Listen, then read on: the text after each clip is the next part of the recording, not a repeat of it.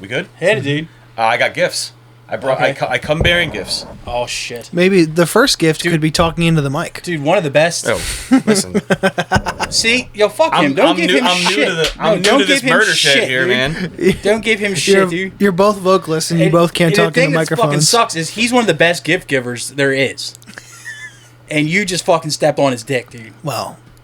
That's not Don't well me.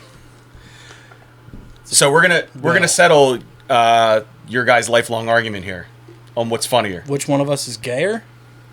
Because the answer is me. Me. Oh. It continues. Ladies and gentlemen. But we're gonna solve what's funnier. Okay.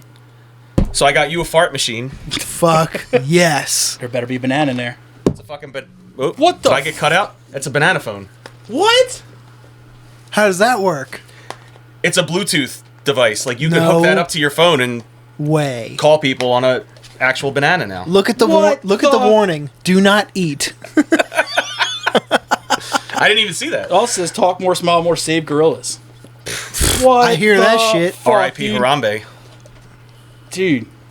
Father, son. So you don't understand. The first gift Mike ever got me is we were at a party. What was that art school in Philly? Wow, I forgot about that. CIA? No, UArts. No, where Candace went. Moore. Oh. We were at a party with a bunch of Moore kids. Because Candace went to Moore. Right. And Mike's just like, yeah, I'm going down the street to get something to eat, to get something to drink. Do you want anything? And I think I asked for something like a vanilla Dr. Pepper or whatever. Now you want a blue Gatorade. Oh, yeah. And I come back, and he comes back like an hour later. He's like, yo, they didn't have any of that flavor, so I got you this. And it was a 3-movie DVD box set of Charles Bronson movies. That's pretty awesome. And I was just like, all right, I'll take it. Dude, you want to know the best part? You want to know the best part? They did have blue Gatorade. Well fucking played. It's like, fuck that. What the fuck? I'm spending my last $5 on this. Yeah, look. Look at him go. He's talking. This is the greatest invention. Fuck yes, bro. Dude, that's a functional phone, too, so I expect you to make a call on it. Oh, God. Oh, you better believe I'm pranking people everywhere with this thing. I'm going to call 911 when I finally have that final heart attack. I'm pranking everybody with this thing. I'm putting it under Mel's seat in the car. Only when we have people in the car. You better take that to work. You better take that thing to fucking work, dude. Yes. Oh my god. 11 out of 10. People are like, dude, Tom, you're a moron. It's like, what? It was a gift. Oh, fucking Christ, dude. The ultimate get out of jail free card, dude. Dude, that is a great way to start.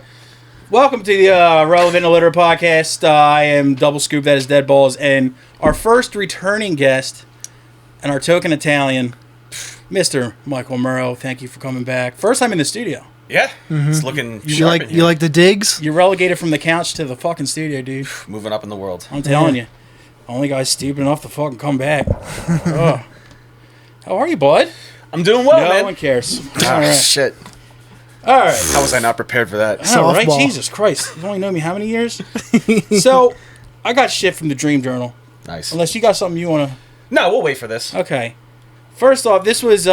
We'll start with your Bush League Dream Journal shit. Fuck me. He said. Fuck me. I'm still waiting for a Dontrell cheesecake sequel. Damn. What, you didn't like Ice Cream Dan Porbly? Oh, dude, wait. Dude. Now I don't know if I want to start with the small one or bring the high heat immediately. Well, the small one is... Small one. You said you wanted ice cream Dan Porbly merch, right? Yeah, and Dontrell cheesecake merch. All right, I'm on it. You hear that, folks? So get your fucking monies ready. Mm-hmm. We only take Canadians. But how you could make any evil person that's ever existed less evil if you put The Rock between their two names. Like Jeffrey The Rock Epstein. Pole The Rock Pot. That's a Muammar The Rock Gaddafi. Like, I think that would be like a great way to rebrand dictators, murderers, pedophiles, and rapists. You know, I mean, it obviously won't be good. What? General The Rock butt naked. General Ambrose the Rock Ambrose. 13th President Millard the Rock Fillmore. Oh, Jesus Christ. Oh my God. Jesus the Rock Christ. I don't know if I have the sleepy ha-has or this is gold. This is so funny. Column A, column B, column the Rock Bine. So yeah, just like think about it, like who hasn't been, like, did Ghislaine get sentenced? Who? Ghislaine Maxwell? I think she did. Like, imagine what the jury would think if when the bailiff announces are coming in, it's like Ghislaine the Rock Maxwell.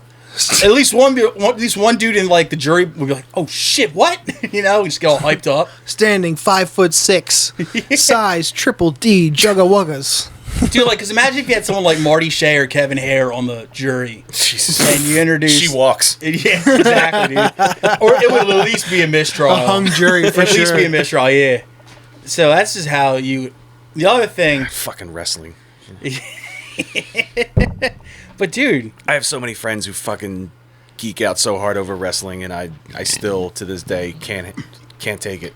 I'm not there yet. I was reconsidering my friendship with former guest Matt Bennett because he just got into wrestling. Oh man! And he's 40. So I was just about to say he's 40 or 41. See, here's the thing: like, I can watch if I'm like flipping through the channels and there's like a WWE or like AEW program on, like, I can watch it and not get mad. But my friends make me hate wrestling so much. Punishers. Like, I compare it to, like, guys who were super into college football. Sure. Like, which is creepy when you think about it. Think about everyone has these people in their lives, like coworkers, friends, family members. Like, if a college football game is on, like, they're nerding the fuck out over a bunch of people's kids playing sports. Exactly. That's why it's creepy. They're future stars. Like, Ohio State. I'm like, where all the talent is did at. you go there? Like, no. Like, it's like, yo, you're. But they know all the stats of, like, all these kids on the team, and, like, when you get together with dudes who love college football, all they talk about during the game are, like, other college football stats, coaches' names, and you're like, yeah. And you're like, why are you 45 but know everything there is to know about some 19-year-old kid on Clemson? Yeah. Like, you know about the kicker's like fucking personal life. Maybe You know what Kari just got. Maybe that's how Leo got started. You know, college football fan. Yeah, big college football fan. Yeah, but like, I don't know NFL fans who are like that. Yeah, I don't either. You can't. It's rare. Yeah, it's a whole different beast. And I that's the closest thing. Like, that's the closest thing I can compare, like, my wrestling nerd friends to. Like, when, like, somebody will come up, like, say the Eagles draft some player, and one of some friends of mine would be like, "Oh, he went here. This was his stats while he was there. This is, like, how many points he scored a game." Yeah, like, whole fucking scouting report. I'm like, how the fuck do you know that? You're fucking weird. Like, you can't even remember your social security number, but you can remember what fucking this kid from Iowa did. Like, that's creepy to me. But yeah, and wrestling fans, you can't just be a casual around them. Like, you can't, like you said, just flip through the channel. I've tried multiple times. Stay on WWE for 20 minutes.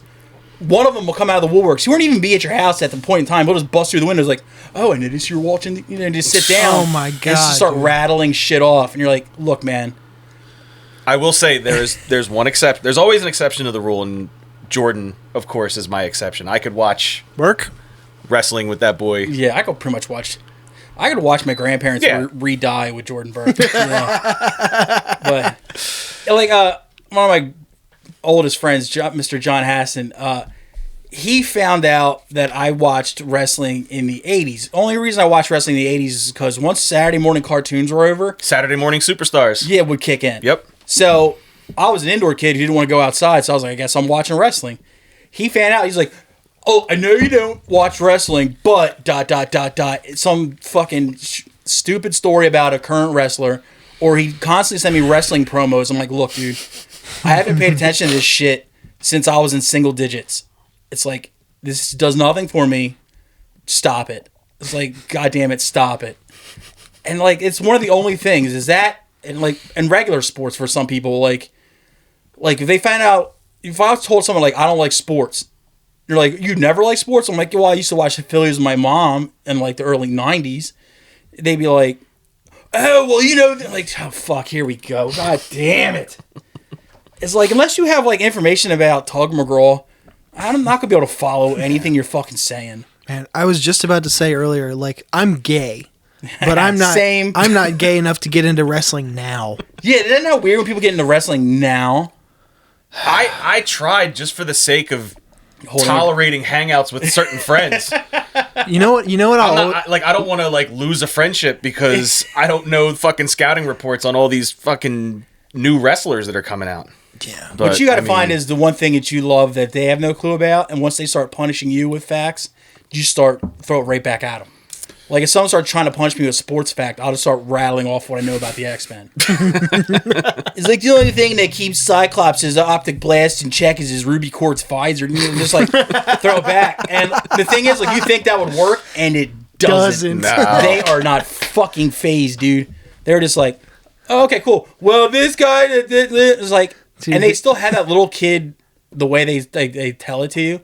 Like, when you're a little kid and you first found out about, like, Transformers... And you go into your mom and dad in the kitchen, you know, and you're like, and then this guy turns into a dinosaur, and he's on a team with two other guys who turn into dinosaur robots, but they're also good, not mean like Tyrannosaurus. You know how you talk like that to your parents? 10-minute run-on sentence. Yeah. People, like, sports fans and wrestling fans talk to me, they sound like that now. Mm-hmm. Like dudes in there, like, you're old enough to be able to handle a conversation.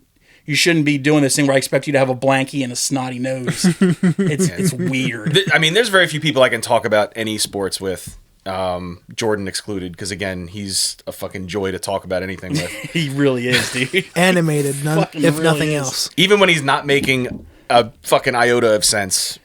That's why he's at his best. Yeah, Come on, man. I mean, you had him on here. I was here with him. Come on, Googie. Yeah. The best part It's entertainment. about his visit here wasn't the podcast itself, but his interaction after. with Tom's mother. And just the look on her face, just like,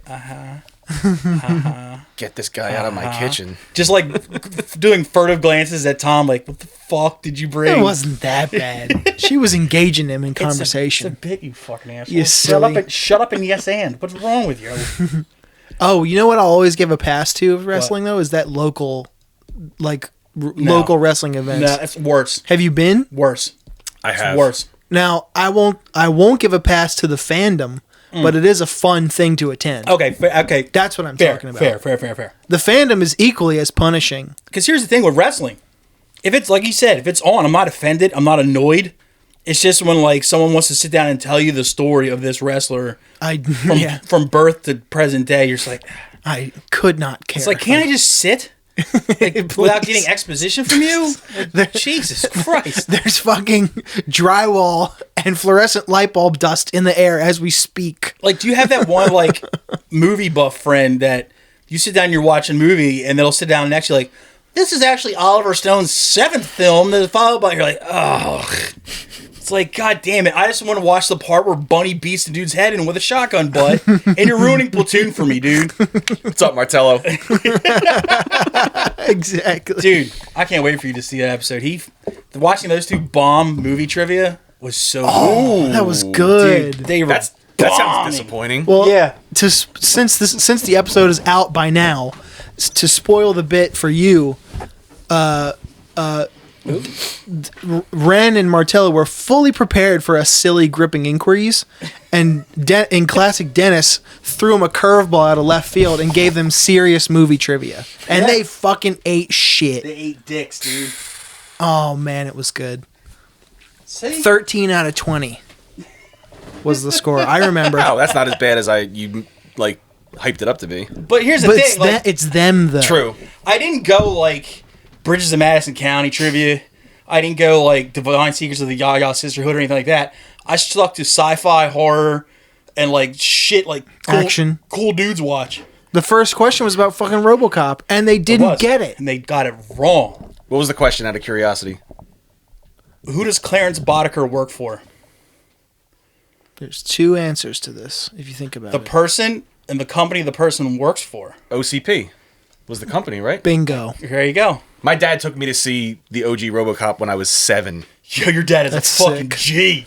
First time Damn. I saw boobs. First time I saw someone doing blow. Fuck And yeah. first time you saw And- someone getting shot in the cock. First time I saw a cop get shot like 87,000 times. Fuck yeah. And then one guy got shot in the cock.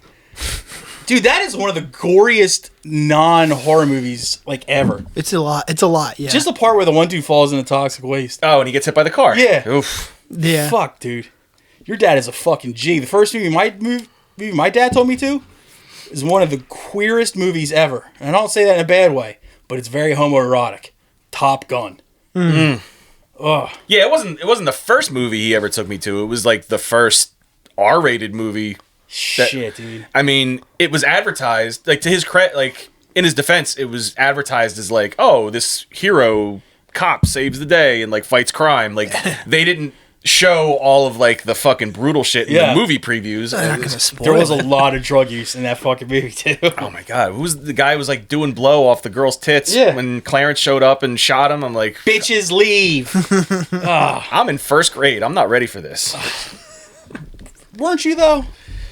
Turns out I was. I mean, it turned out okay. Yeah, exactly. You know, you drink paint every once in a while. That's not a big fucking deal. But yeah, they fucking bombed it. But the other thing that I came up with this last Wednesday at about 1:30 in the morning. I think I found the sequel to All Lives Matter. Okay. I'm listening. Oh boy. Strap yourselves in for All Olympians Are Special.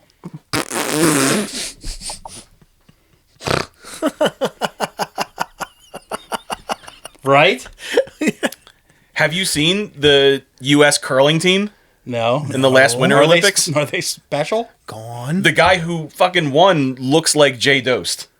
So he looks like a party animal? Looks like a big fat party animal with long ass hair and the James Hetfield mustache. Yes! Rules. That's fucking great, dude. Put like in the episode, put up the picture of him. You can Google it. You can find it. Oh, dude, man. the last time it's Jay Dost in like American flag attire, like curling, and winning a fucking gold medal. I watched curling on television. It wasn't the most recent Winter Olympics. It was probably maybe the one before it. But some dude, when they do that thing where they slide and throw the rock or everything, and they kind of, right as they let it go, they kind of have their hands still out. Yeah. And they're in that stance. You could definitely see most of his bag hanging down. Nice. Just in those fucking... I'm like, don't they wear like cups and stuff like that, or any kind of protective gear, or something with support? I suppose not. Like, maybe dude, just those cool shoes. Dude, his fucking bag was in full view, and I'm just fucking losing it laughing. And my mother's like, what are you laughing at? I'm like, dude, that guy's entire almond is just fucking chilling. And she's like, what do you mean? I was like, look, between his legs right there. She's like, oh my God, is he not wearing a cup? I'm like, that's what I'm talking about. See, we're on the same page, Deb. So, yeah. So Deb knows what's up, but I think Deb would actually rock a fucking bumper sticker that said all Olympians are special. Like, I'm surprised, like, because, some of the Olympians had to be some real good old boy, salt of the earth people that would get mad about shit. Oh. So I'm surprised, like, say, like, if you look at Michael Phelps's, like, Kia, and, like, on the back window, it just said all Olympians are special. That is funny. It's going to happen, dude. He could fit in with that crowd. Yeah, if you didn't know him as, like, the most decorated Olympian of all time, you would definitely, like, look kind of sideways, like... That's why I think he's... Are you at the right Olympics, buddy? Is there some... you do the... Is there somebody with you? Where's your handler? Exactly. Do you like work here, or are you more of like a volunteer? Oh, dude, I remember I went out to the Arlington Heist, the old pre-Rumble, whatever it was called, Chicago Fest or whatever. Burning Fight. And no, not Burning Fight. It was the Arlington Heist. Sure, yeah. And I was at a Subway up the street from the venue, and there was no like lock on the door of the stall that I was shitting in. And it was like the first shit I'd taken in like 2 days. So I'm just pushing it out. And I'm holding the door shut with my foot, holding my fucking pants up with the other hand so it doesn't fall in the piss puddle at the bottom of the thing. And all of a sudden the door just like smashes through, like smashes open, like fucks my knee up and everything. And there's just this person with special abilities, an X-Man, if you will, is just staring straight at me going... not breaking eye contact, and I'm just kind of like trying to push the door closed, but they're like in the door, so like, I can't get it closed. And finally, like their person comes in to collect them, and I had asked Ethan from Punishment to watch the door for me when I took a shit, and he just wandered off. Sure. And I was like, so when I come out, I'm like, dude, where the fuck were you? He's like, I don't know, but I started laughing when I saw the handler go in. I was like, the handler, like son she was of a like, bitch. like she was like Like he's a bear? or like a saber-toothed cat. Like she was like handling like a Bengal tiger. Just some fucking, oh my god. So it's bad enough you have one person walking on your shit, then you have the handler walks in, and you're just like, what's taking so long? And they're like, oh fuck. Oh, that is. And I'm just like, God, can I get any fucking lower? Little did I know I had many more years of getting lower. But yeah, all Olympians are special, dude. I want to get some old Olympians riled up, dude. And I think the first one I got to go for is Caitlyn Jenner. I was just gonna say that she would probably be all on board with that. Exactly. It should probably mount the campaign against. Exactly. And like, yeah, Katie Bear. Didn't you think all Olympians are technically special? It's like, well, Yeah. exactly. Like, what have they been through that I haven't been through? Like, I love Caitlyn Jenner, dude. Just the voice as like such like 1940s detective movie. Yeah, see. She does kind of have the mid-Atlantic accent. Yeah, it's so good, dude. It's like these flat foots, you know, just like, I love her. When she's committing vehicular homicide. Like she was Matthew Broderick in the 80s. She's a murderer. So yeah, all Olympians are special. That's the one I was coming up with. And I was just guffawing on the shitter and laughing my ass off. And it was hard to fall back asleep. Because even after I was done laughing, I still had like the sleep, like the laugh shakes. I was still like, Damn, fucking got you ridiculous. good. It got me, dude. I'm a fucking genius in the middle of the night, dude. It's just my waking hours is when I'm a real fucking dud. I was gonna say, what happened to the rest? Seriously. The rest of the hours. I Like, gotta why- start taking notes. Because I wake up in the middle of the night with some fucking heaters, man, and then I forget about them. And it's Exactly. It's, That's when you have to write them down. And then you read half of them back, you're like, what? Dontrell cheesecake? What the fuck? You know, then the other ones you're like, yo, all Olympians are special. This one's going in. This one's going in, dude. I was proud of it. What do you got in your diary there, Anne Frank? bunch of stuff. What do you want to talk about first? Fuck. I got options? Yeah. Surprise me. Oh man. Well, I got a story. Okay. It's more of a folktale, I love folktales. if you will. And it's about one of your favorite bands of all time. So, if for nothing else, it'll hold your attention for that reason. Think like in like the mid to late 2000s, there was like that boom of like heavy music blogs. Yeah. Like they weren't like accredited media sites like they are now, but some of them evolved into that. Yeah. Like your Sludge Swamps, your No Clean Singings, like all those blogs like started off as just basically like, you know, a couple guys that registered a site and just started like talking about their favorite music. They learned how to create a forum. Yeah. Yeah, posting reviews, interviews, like, and you know, it was those were drops in like a vast ocean of a lot of people just like illegally sharing download links. There was like that Wild West period where like everyone was just sharing music on these blogs. It was so good. It was the fucking salad days. Full album.rar. Yeah. Oh, so good. It was just media fire links of just like terabytes worth of like everyone's record collection. Fuck yeah. it Shout out was. to a version online. Oh, one of the best. Shout out WinRAR X. Yep. But a lot of these sites, they evolved into more than just like sharing, you know, illegal downloads. They would talk about, you know, they would, like I was saying, they would do record reviews. They would tell stories about, they kind of did what you guys did a couple episodes ago where they just posted about their favorite records of all time. Yeah. And like how important it was to them. I forget the name of the blog. I forget the name of the person that wrote this initial story. I have to preface this story with this did not happen to me. I can't take credit for this story. Okay. It's like vividly burned into my memory because of how good it was. Okay. And he wrote a blog entry about Napalm Death's Harmony Corruption It's a good one. being his favorite record of all time and like his homage to it. And it started off like very generic as kind of like it was almost like a thank you letter to his older brother. Right. Because he grew up with a brother who was a few years older than him. He was like the the essential older brother that like got him into like all the cool shit growing up. Yeah. Like taught him how to skate. He played him Metallica and Slayer for the first time when he was a little kid, and like got him into like those stepping stone bands that like got him into bigger and better shit. Yeah, my sister's the reason I used to jerk off the Debbie Gibson pictures. Nice. So yeah, it was like this typical entry where like you think it's just gonna kind of end the way all those kind of like love letters end to like people who like got them into cool shit. Like sappy. Well, Yeah. and then my brother died. No, so he basically like takes a left turn saying like, yeah, my brother kind of grew out of some of that shit and like wasn't really into it for much longer, so I kind of had to fend for myself as I got older. That's when like Headbangers Ball was like starting to come on, so I would like, check out bands on there, and like I would like discover stuff on my own. He wasn't really helping me out with too much shit anymore.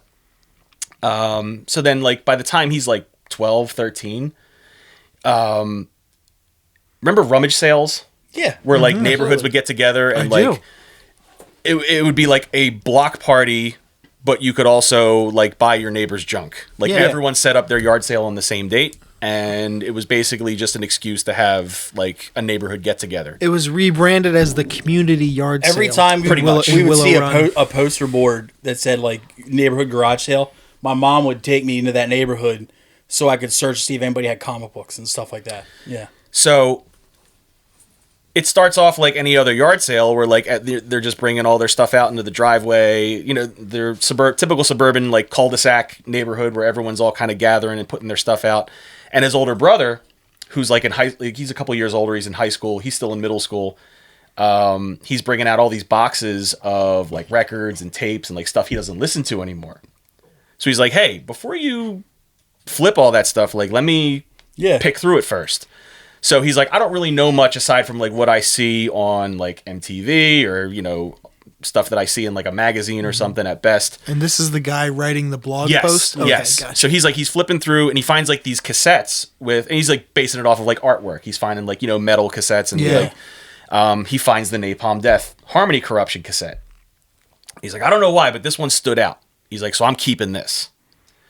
It's the 90s, so he has a Walkman. Mm-hmm. All right, so he pops this thing into his Walkman and kind of like fucks off and like leaves the rummage sale and like goes for a walk listening to it on his headphones. Now, like a lot of neighborhoods, they backed up to the woods. Yeah.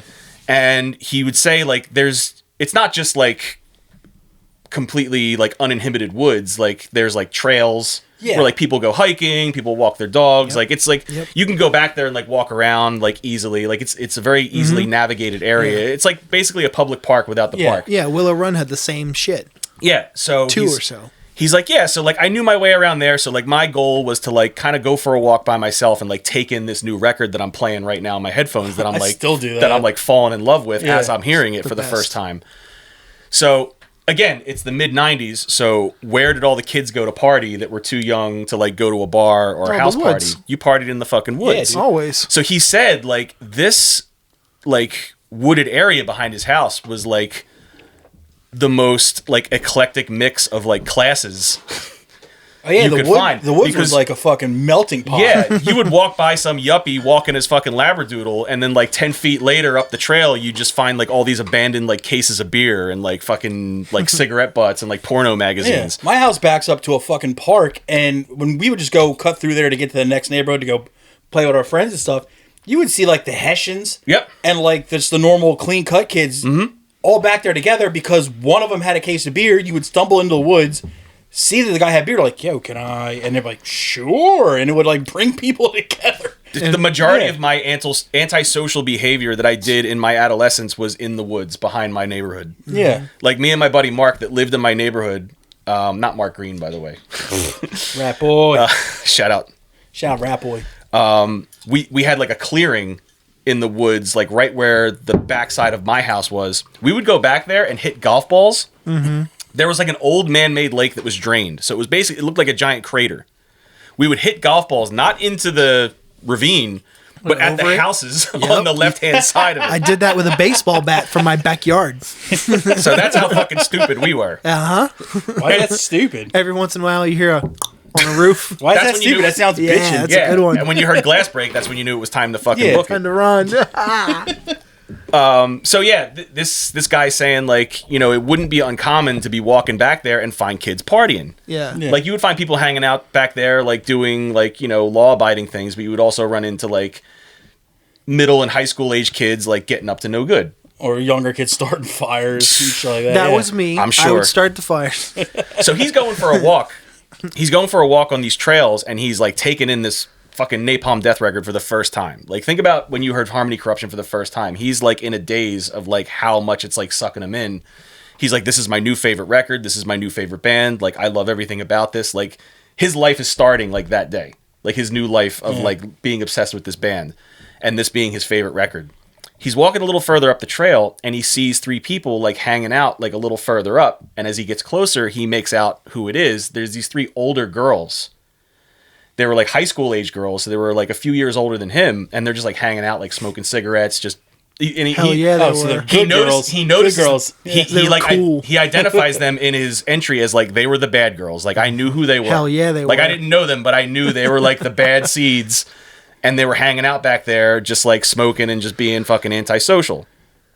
And they see him, and they get a beat on him right away. They're like, "You're so and so's brother."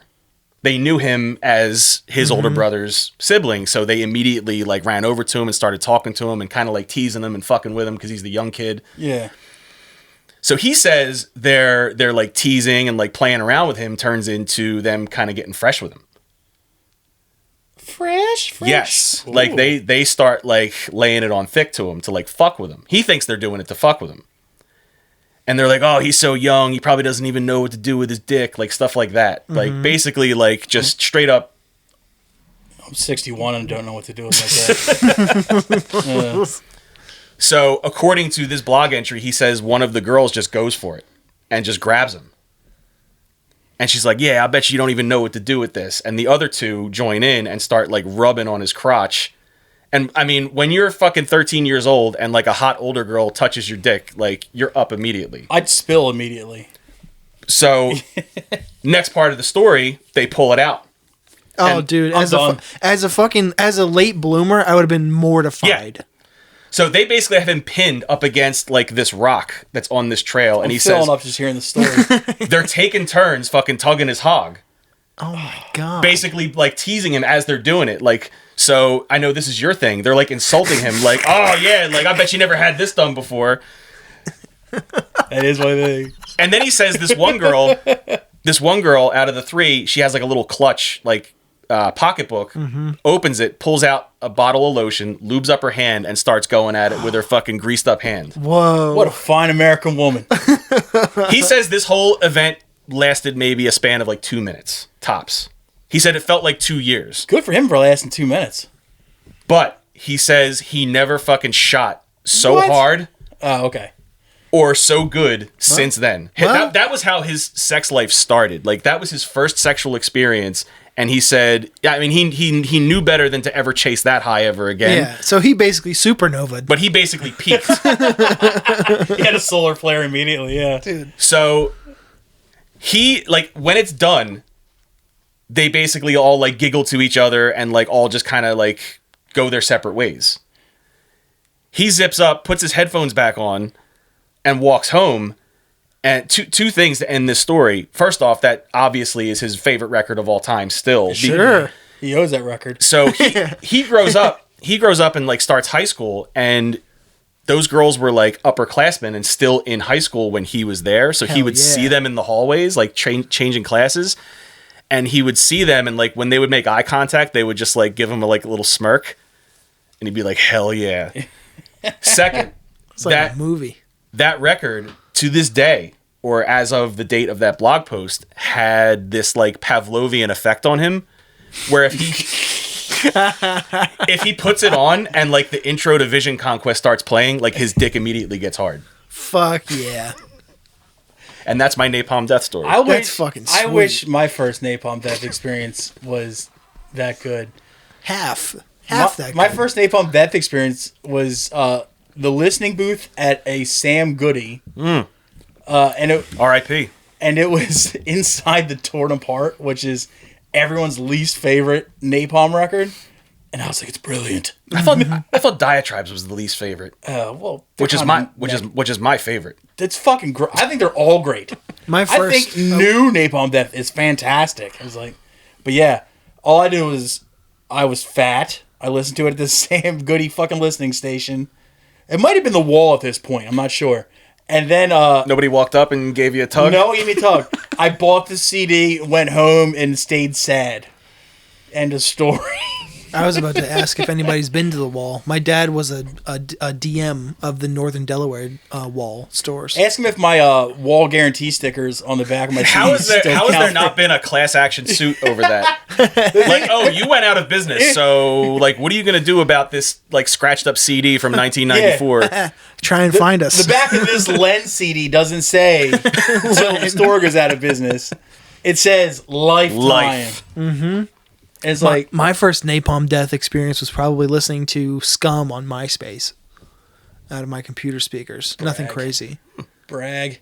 I mean, it's no wall, but dude, that shit was great. Yo, the listening booth was the fucking shit, dude. Yeah, that's how you found out about stuff, man.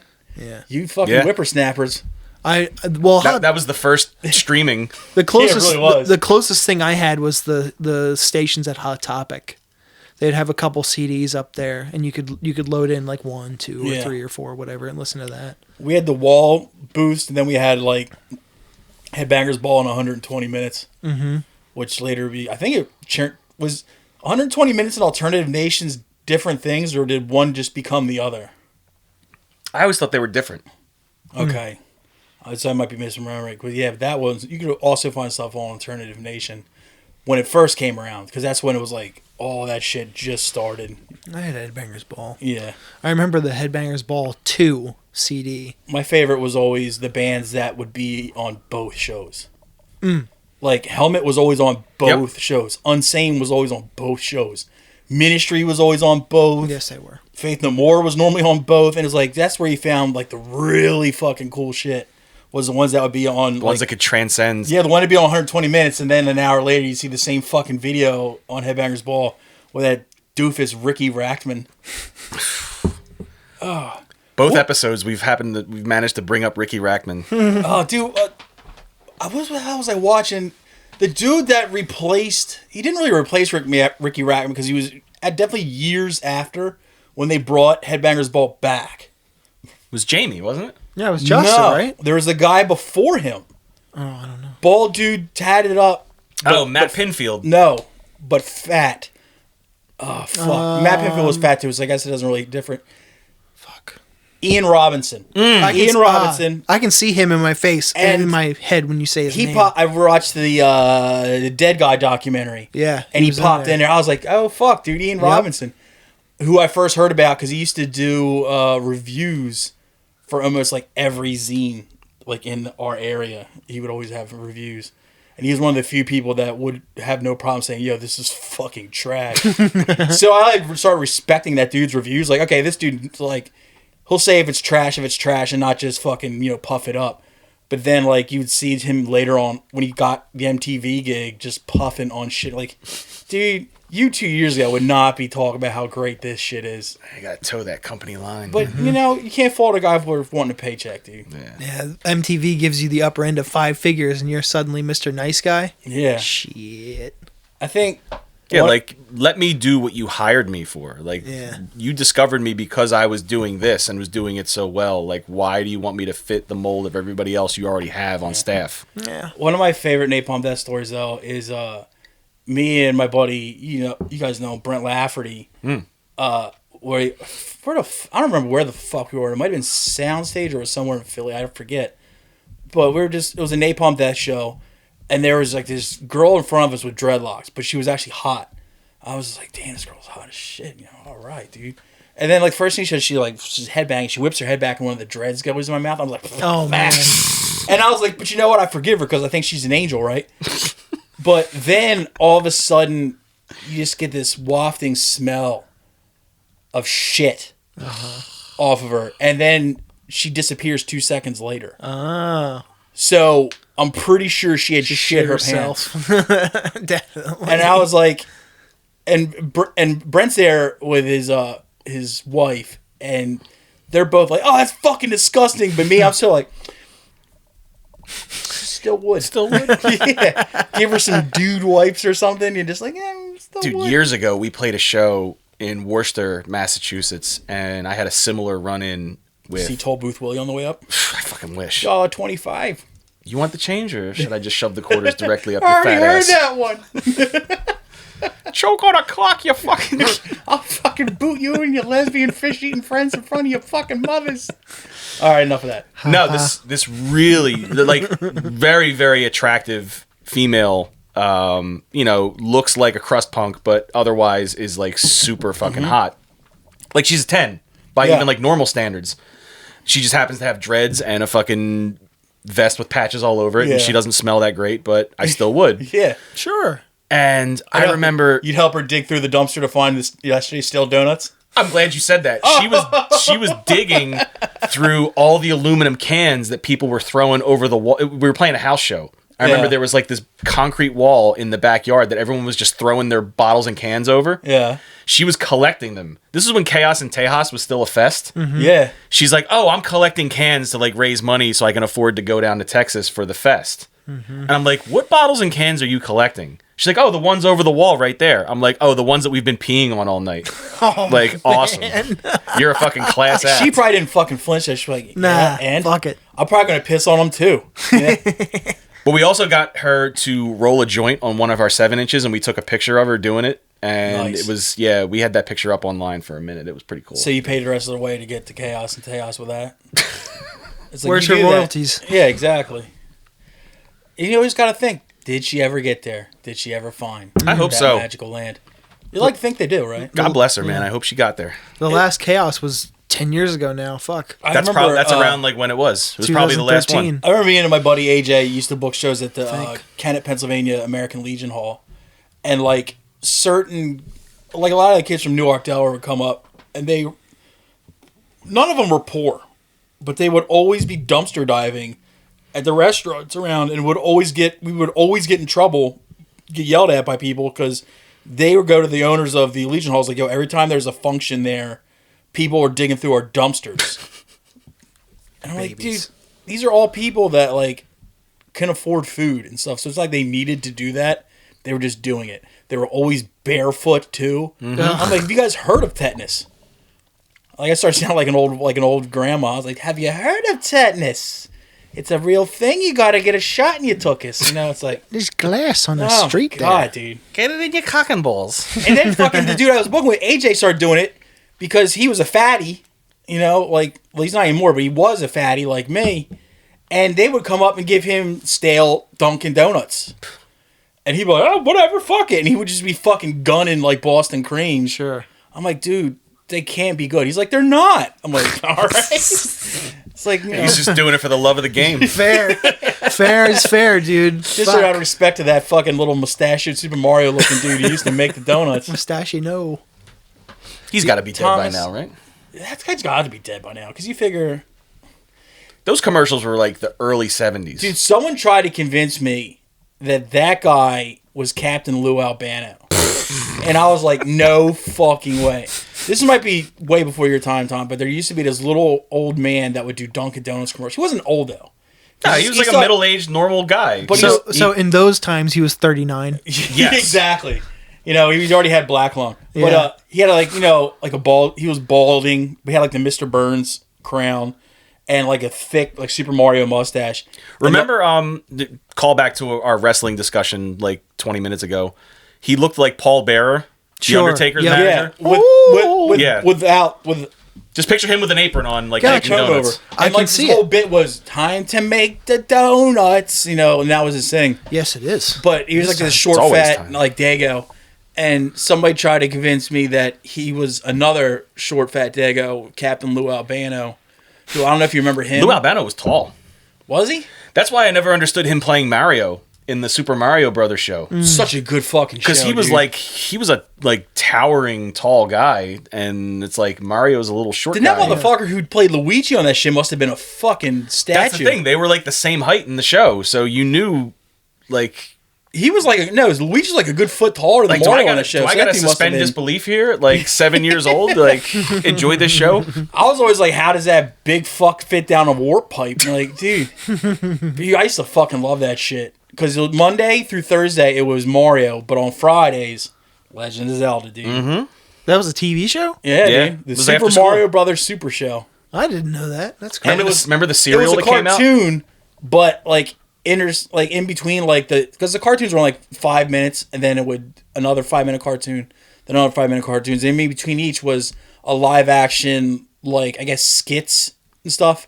Picture Wayne's World if it were hosted by a real life Mario and Luigi. It was just like them in like a living room, And they like were, sitting on a like- couch, yeah. just like goofing around. Hosting Super Mario cartoons, but they were dressed like Mario and Luigi and shit like that. Really hamming up like the fake Italian accents and stuff. It was a fucking fantastic show.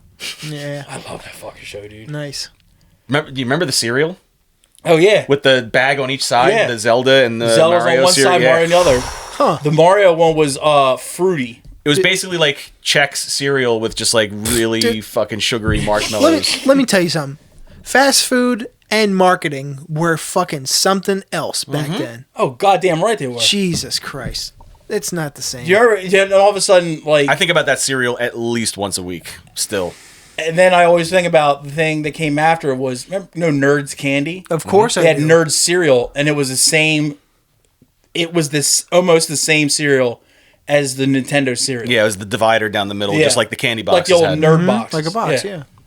And I remember at my house, like, I would blow through the Zelda side way faster, and my mom's like, "You're not getting new cereal until you eat the finish Mario box. side." Fuck. I was like, "How dare you?" I was like, "How dare you, Deborah?" It's like Homer with the Neapolitan ice cream. The chocolate's gone on like 7 of them. What a delight he is. Oh my god, dude. That's my mom. Dude, cereal fucking. I remember going out and getting Frankenberry, Count Chocula, and I'd have each time I go to the store, I would beg for all of them because I wanted one of each, Pick one. and it would always end up the same way: bag cereal. The goddamn Malto meals, and it was like, The puffed wheat. oh, dude. But I remember because all the names of them were like one letter off from the actual cereal. And Frosted Flakes was Frosted Flakers and shit like that. But this one kid I used to go to school with, this was actually high school. He lived at like one neighborhood over, and he would just come over to my house, and we would both get picked up at my house to go to school. And even then, I was still getting cereal in a bag, you know, the discount cereal. And he was like, "Yo, my parents too." He's like, "My parents do this too." He's like, "I'll show you a trick." And he poured, it was the fake Captain Crunch into a bowl, and he looked through my cabinets, found the one thing of Hershey syrup, and just all over that shit. Doused it with milk, stirred it. He's like, "There you go, now it's good." Yeah. And I was like, "You are a fucking genius." Shout out to Dutch Van Heest. What a fantastic human you were. Little minx you. I gotta pee. You guys carry this show. How far we've come. Well, let's see. Talk about cereal. Bye, Dennis. Bye. See you tomorrow. Let's see. Cereal. I'm fucking boring, dude. I am. I like. Dude, I still geek out over like shitty kid cereal that I see in Idiot. the supermarket. I'm boring as fuck. I do plain Cheerios. That's the thing. I just turned 40, so it's like I should be looking at the healthy cereal at the top I don't on even the give top a, shelf, I don't but even I'm give still a fuck about health, dude. I just like it for the flavor, honestly. And Honey Nut is too sweet for me. I'm a wimp. Jesus. I don't know, dude. But I say that, but my other favorite cereal is Honey Bunches of Oats with almonds. Yeah, I don't mind those. It hits different, but they're just like plain Cheerios, greatest of all time. I don't think that's a hot take. I haven't heard that from anybody. What? Not even like my parents who eat like boring ass like old people cereal. I eat old people cereal. One of my favorite cereals in the whole world is Grape Nuts. My favorite Tooth cereal, crackers. My favorite cereal of all time, plain Cheerios. I agree. See, You know what's great? Not that crazy. Plain Cheerios, fresh berries. that makes sense. Now- Just like the box. Damn, I'm outnumbered. As I've gotten older, one thing though, this actually happened to me like about 3 days ago. There was a box of Golden Grams in the cabinet, and I fucking housed like 2 bowls one night. Mm-hmm. And I went to go to bed, and my arms were shaking, like the muscles were shaking. I'm like, I can't handle it anymore. Man, dude. I don't have the tolerance anymore. Like I don't know. I bought a box of Lucky Charms s'mores. I don't know if that's like a limited edition box that they're Sounds doing. Disgustingly naughty. It's basically it's naughty. It's Golden Grams. Yes. It's Golden Grams pieces with Lucky Charms marshmallows. Fuck me running. Yeah. Which is good because when you think about it, Lucky Charms, like the cereal pieces, yeah, nothing to they're write home pointless. about. Like It's a vehicle for the marshmallows. Every little kid worth his weight in salt would fucking do the same thing. You fish around the shitty cereal pieces, eat all the marshmallows, then try to let your mom let you pour more in the bowl to get more marshmallows. It's like the marshmallows did all the lifting. I used to eat them dry, dude. I couldn't wait. That's one of the few cereals you can eat dry still to this I stopped day. eating dried cereal when I got teeth. You know, it's just like one of those things, you know. Which time? Well, this is how I eat Cheerios now. What I do is I lick my hands and smack them on the table. Why? Till they all get stuck on my hand, and then I'm Why would you do and get all that? slobbery. Because that's how I did it when I first started eating Cheerios. So I figured I might as well do it Christ. now. Why fix what ain't broke? What the fuck? No. Fucking straight up mental patient behavior. You never seen a little kid eat Cheerios like that? No. With their soggy little baby hands just fucking get stuck with Cheerios, and they're just like, Yeah, in a high chair. yeah. That's what I do now, because I do that now, so I keep it real. Real Yo, just because you guys fucking lost heart for the game doesn't mean I fucking gotta. Hey, respect. I want more. I want, like the fucking Sisters of Mercy said, I want more. Now, With the fucking spoon, this might dude. be bordering on conspiracy, but do you think some cereals change up their recipes once they get popular? I think there's something to that. What, Case like in the new Coke conspiracy, where like they That's did not it a just to change conspiracy. it back? That fucking... That's no, simply- I mean like are Yeah, I know what cereals you mean. following that template? Look, is what you're saying? When Oreo O's first dropped, like, holy shit. That Like, shit was straight up fucking crack. oh my god, dude. It was the most amazing cereal that I had ever tasted in my entire life. And then I got to this thing, I was like, all right, dude, you're like 300 pounds and you're only in like 6th grade. It's like, you gotta fucking stop with the cereal. And then I hit it up again later when I was like in high school. I was like, I'm gonna get a fucking box of Oreos and just fucking beat them up. And it just, Not what you remember. wasn't the same. not at all. Like maybe my palate had changed or the cereal itself had changed. I still eat like shit, so I don't think it's my palate. I was gonna be my first guess though, because your palate does change. I've but had, I think there's something to I've had that that. experience with a lot of stuff. Like there's like late '90s snack foods that I wanted to revisit Oh, and they're terrible recently, now, yeah. and they're I don't know. Awful. Yeah. Yeah, it's too common for it not to be a pattern. Like I feel like they All- change up.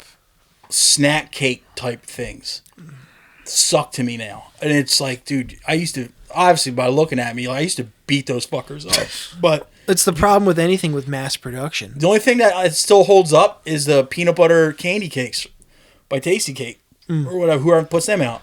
Anything that's mass produced like that, they're obviously sacrificing ingredients for cost. Right. It's a simple Yeah. fucking 1+1 problem there. And if it's been 20 years since you've had one, there's probably been significant corner cutting since. Yeah.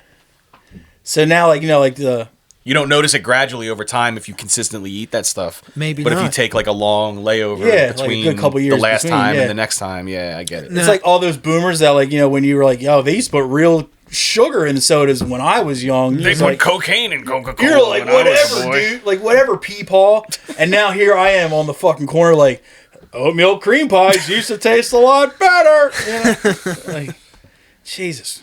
Yeah. But I was seriously convinced that, like, they had changed the recipe for Oreos to make it less desirable. I don't Why know they would about do that, I don't know about less desirable on purpose. That doesn't make sense.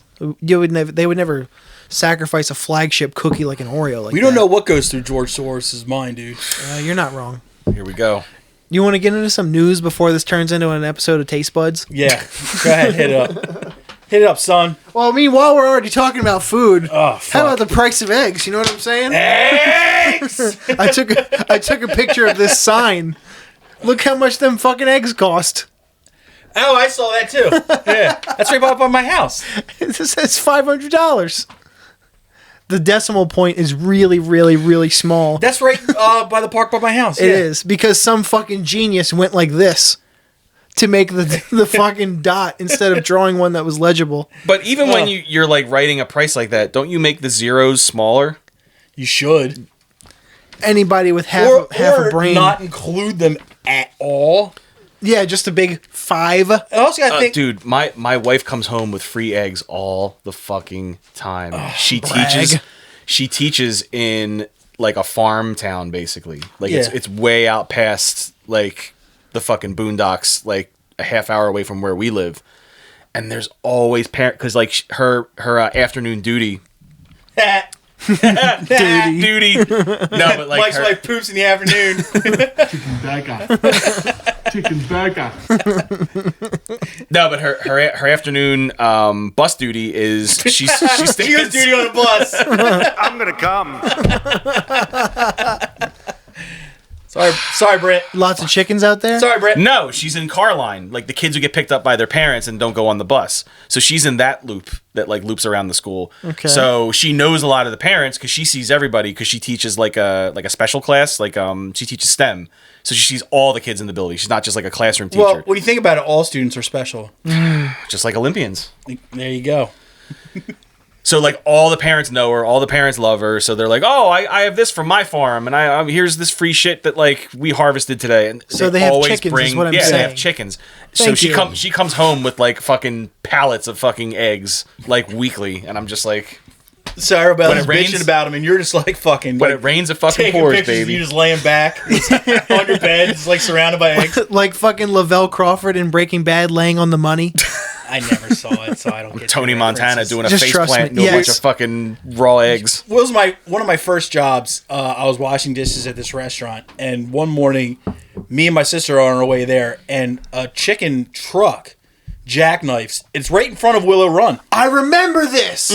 Okay, Oh my god, I have On a 52. distinct right on 52. memory of that. Yeah, and it jackknifes, right? So we're behind this chicken truck, maybe like 3 cars, and the chickens that didn't just get killed instantly in the accident either just fucking ran off, or they were so like shocked and stunned they were just kind of standing there. Mm-hmm. And there's an opposite of Willow Run was those apartments behind. This is Dunkin' Donuts. 141, by the way. Yeah, there's those apartments there.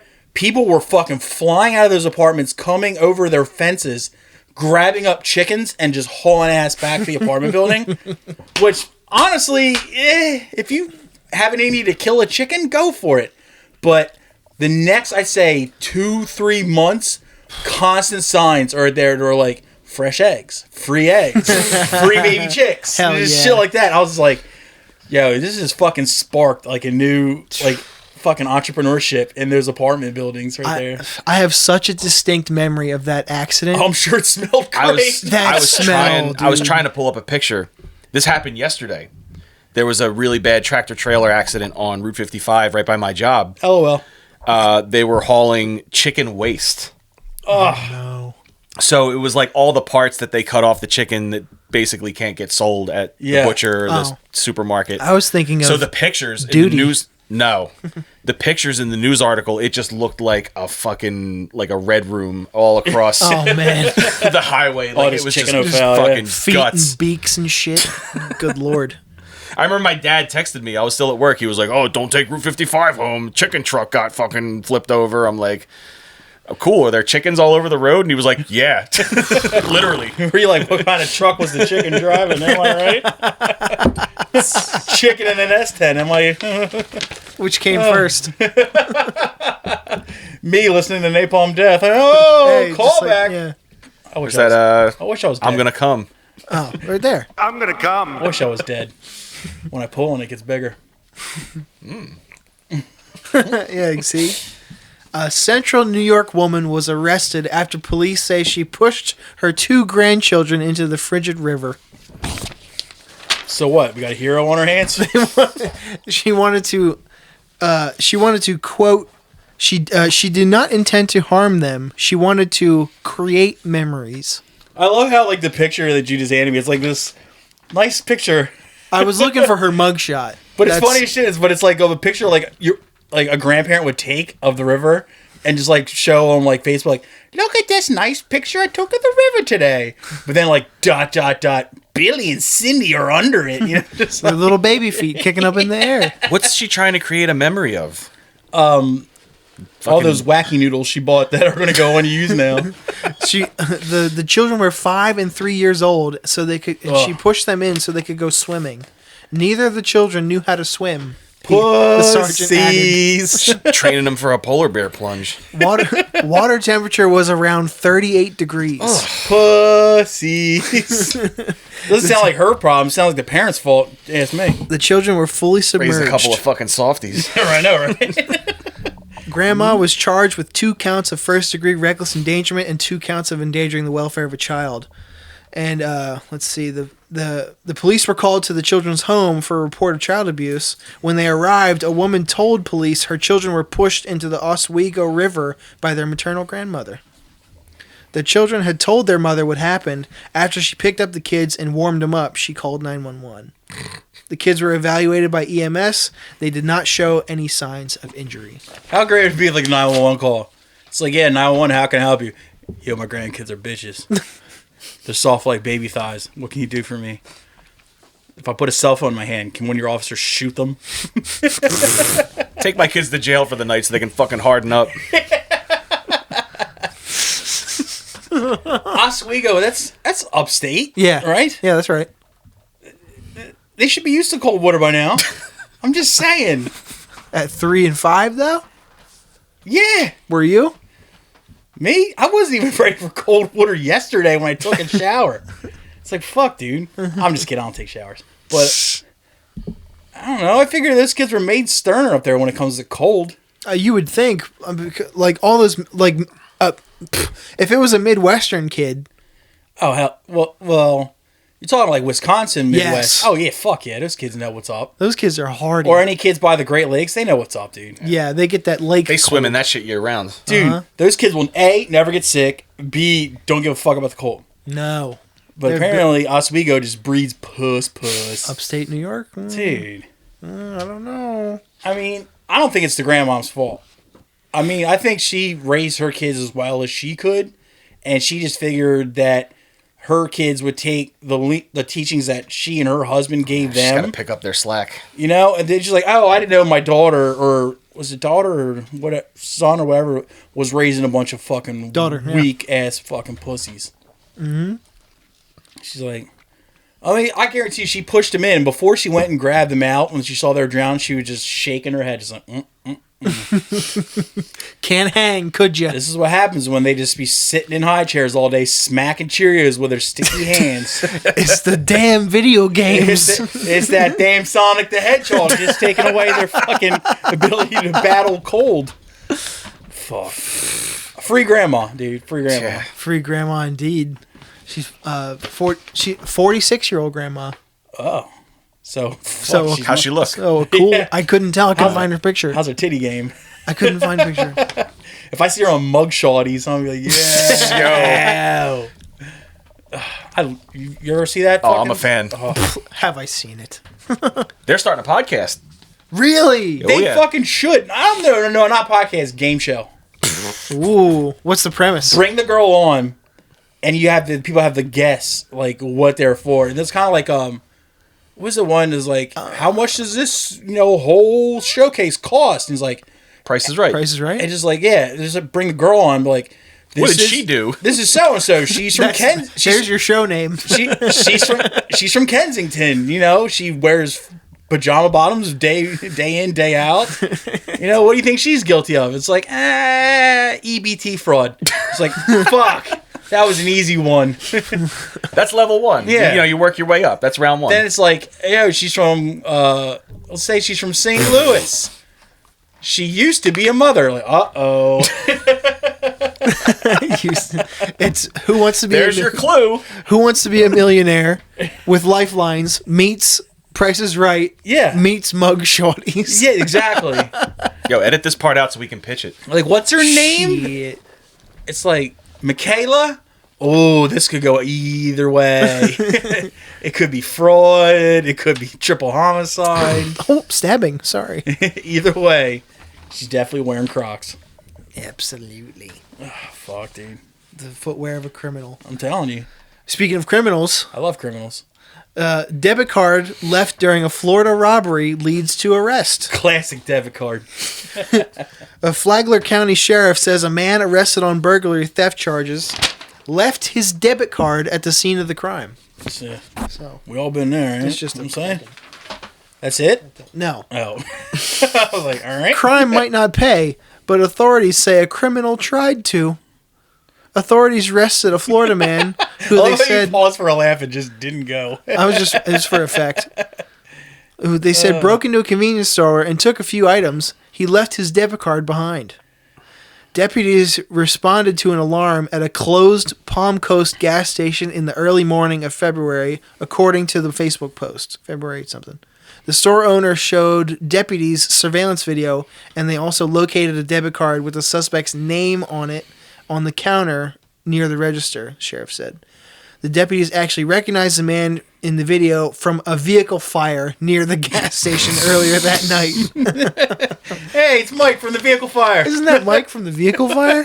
Yeah, this Florida? it is. Flagler County. Yeah, you with the burning Jetta. Yeah. Still driving it.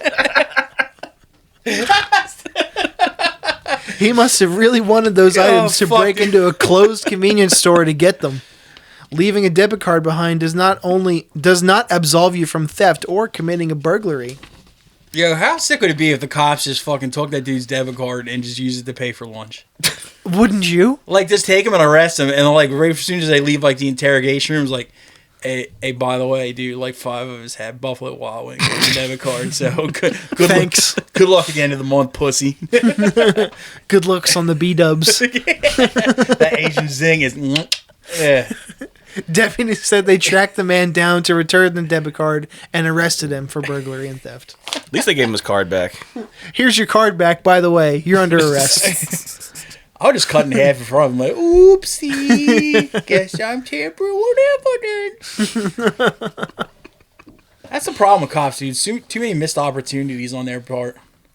They're too busy shooting unarmed people to have some real fun. Dude, I would have a field day in that evidence lockup. Oh my god! Imagine how much fucking gold is in there. Oh my god, dude! Guns. Especially in Florida. Cash. Do you know? Think about the standard evidence lockup in, like, a Florida panhandle police station. Oh, I've watched Dexter. There's probably like live animals in it and shit. It's like, why is there a Fucking pangolins.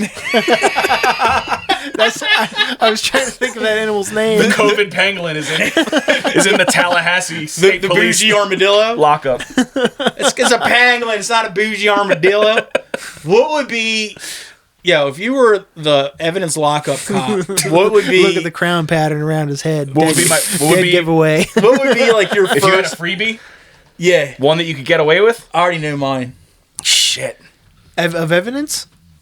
Not like keeping or anything, but like what would be like the first like dickhead thing you would do if you were in charge of evidence lockup at a Florida police station? Oh, easy. PS5. No, you're not thinking things through, stupid. I'd try meth once. Fair. See what the hype's about. Dude, do you realize how much DNA would be getting spilled on my fellow officers? It's just be like, Tim, think fast! Just like right in his fucking, like, right on his chin. Oh, dude. I'm thinking Look at about Tim's chin! He loves it! Loves it! I'm thinking about playing video games at work. I'm thinking about splashing cum on people. We are not the same. You will never be one of us. They don't keep cum in evidence.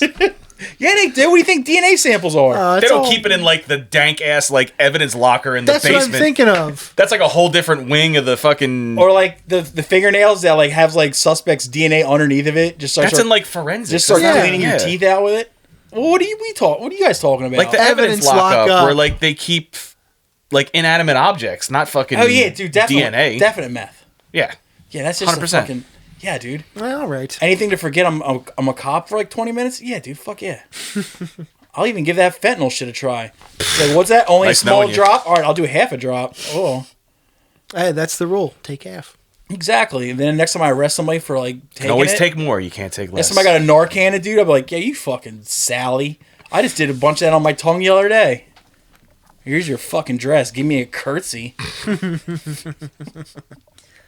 Sorry, I didn't mean to interrupt your story, Thomas. No, I didn't even start it. It's fine. Okay. Now, there's a... Let's see if you can guess where this is from based on the headline. Florida. Careful. Texas. Ohio. Careful. Firefighters share shocking aftermath after students put a toaster on its side to make a cheese toasty. Oh, apparently it was at MIT, so that's Massachusetts. Turns out this is an awful idea. Not really. This is a photo of the aftermath of the fire. Damn, man. So they didn't get no fucking sandwich?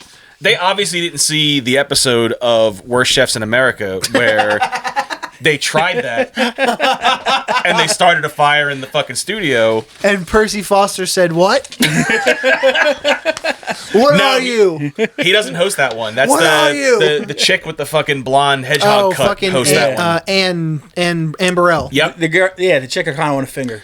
Yeah, the first round of those seasons are always like, cook the one thing that like you think is your specialty. And the one chick tried doing that and almost fucking burned the studio down. Well, there. Yep. Dozens Here's of... why I know I'm a great chef. Yeah. Because I had successfully cooked a Tombstone deep dish pizza in a toaster on its side. You're a fucking wizard. Brag. Hard brag, dude. Dozens of Fucking hack the firefighters... Matrix.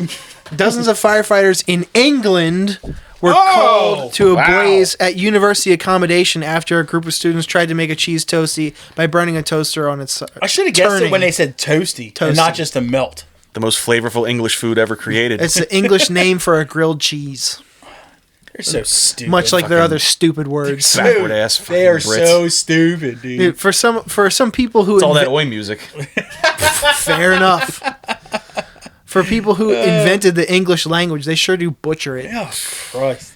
Many like to find little hacks and make their life easier, whether it's putting tin foil over a baking tray so you don't have to wash it up, or popping to the supermarket at just the right time, on a Sunday to pick up all the reduced items. I just realized I'm reading a British person's sentence.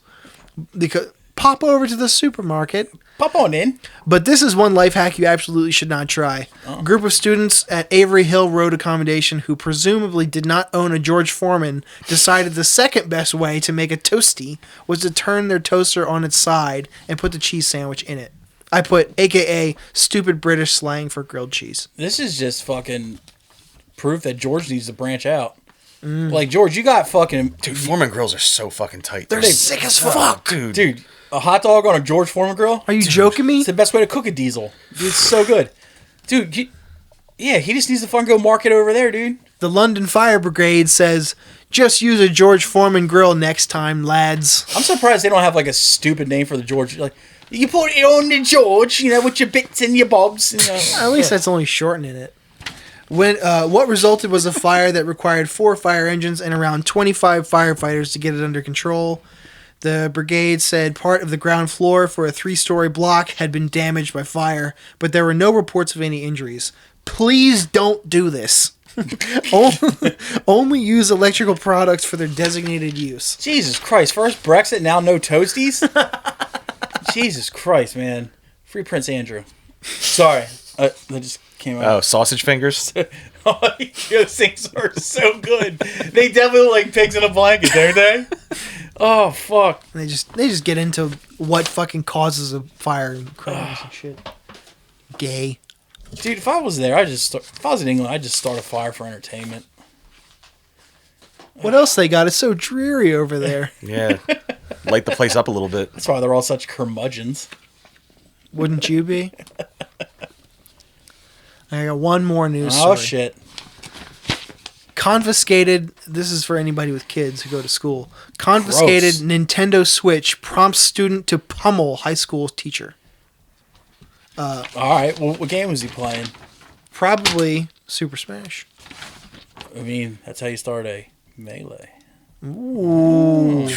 The attack at a high school in Palm Coast, Florida, Yeah. Wow. was captured on video. Shocker. A teen has been charged with felony aggravated battery. Sorry, a 6'6" high school pummeled a female school employee, leaving her unconscious after she confiscated his Nintendo Switch, according to police. A 6'6" high school student. He was this the class down by the boiler room, or was this like in one of the regular hallways? You got to pet him hard so he feels it. I looked and the video looks like just a regular ass classroom. 6'6", 270 pounds. That's what you That's call not that big. That's what you call a problem. That kid is a problem. That's like NFL stats. That's right what you there. call That's my calf. The student stated that he was upset because the victim took his Nintendo Switch away from him during class, the sheriff's office statement said. The teen has been charged with felony aggravated battery with bodily harm, and has been turned over to the Department of Juvenile Justice, according to the office. Apparently that teacher's never played Animal Crossing. That's what I'm saying. shit's Right? addictive, man. You can't just put it down. Then your crops are dead. I'm fucking fishing out here. Right? Yo, I'm trying to sell turnips. You interrupt with my Yes. fucking productivity. I'm learning. I'll fucking brain you in the middle of class I'm too. showing Tom Nook, and you're just fucking up here like, Yo. give me your Switch, dude. I'm like, no. Relax, okay? I got IPO to build. And I was like, nah. It's only Sunday once a week, cunt. The video No turnips on Sundays. You buy them on Sundays. Though. Yeah, that's when they're cheapest, right? Well, Jesus it depends. Christ, It you guys depends really on know your shit. It depends on the pattern on your island that day. There's Somebody here fucks children. Who, me? Honestly, if I had a Switch, I'd probably be playing Animal Crossing too. it's fucking sick. Game's fucking great. The video captures the teen kicking the worker twice while she was on the ground. He then hits her more than a dozen times on her body and head. Video shows. First off, she's stupid. She instantly should have started shielding herself with the Switch. True. That would have stopped the barrage right away. This kid must have been from New Jersey. Why was he wearing sweatpants and a cargo vest? The attack lasted about 25 seconds. In the video, several people are seen getting the student off the employee and restraining him. After the attack, the arrest report says the teen spat in the direction of the injured worker and said that when he returns, he is, quote, he is going to kill her. This definitely is an Animal Crossing. This is an Elden Ring crime. He was locked in Mortal Kombat with Malekith the Blackblade, and like he was so fucking close after his 39th try. And Mrs. Davies is like, "Oh, give me your Switch," and he was just like, "Do you understand? Not now. Not now. Just pause it. Not now. You can't just pause it." You can tell that teacher has a barren womb. Oh my god. Just pause it. If I had $1, dude, God I would damn have it. $17 right now. I can just imagine myself doing the little fucking, you can't just pause it.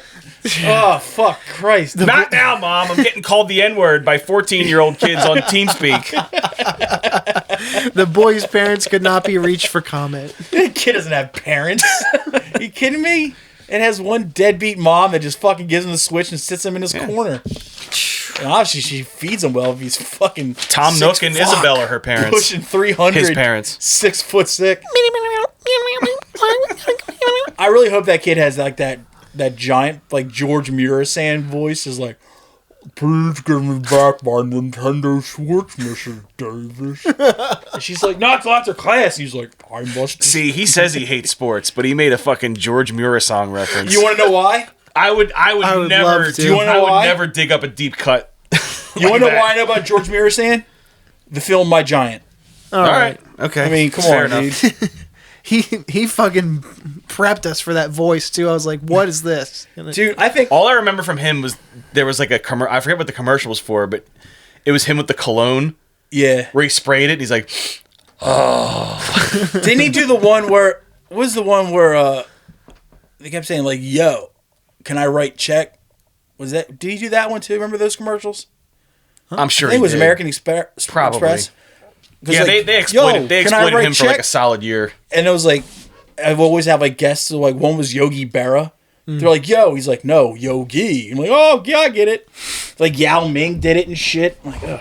Huh. I just remember it was one of those fucking basketball players that was so tall, it looked like it was killing them slowly. Yeah. The pain his knees must have been in. That shit is just fucking weird. Like Joints. Advertisement peaked in the 90s, too. Not just It cereal. really did, dude. Marketing, dude, I'm saying. Yeah. Well, maybe it's the cereals that made George Muir saying the way he is. You ever Whatever notice? third world country he's from. That's why they changed the formula on Oreos. Too many fucking 9-foot teenagers were coming out. It's like, I think it's like Ken Griffey's like, I think this is causing gigantism.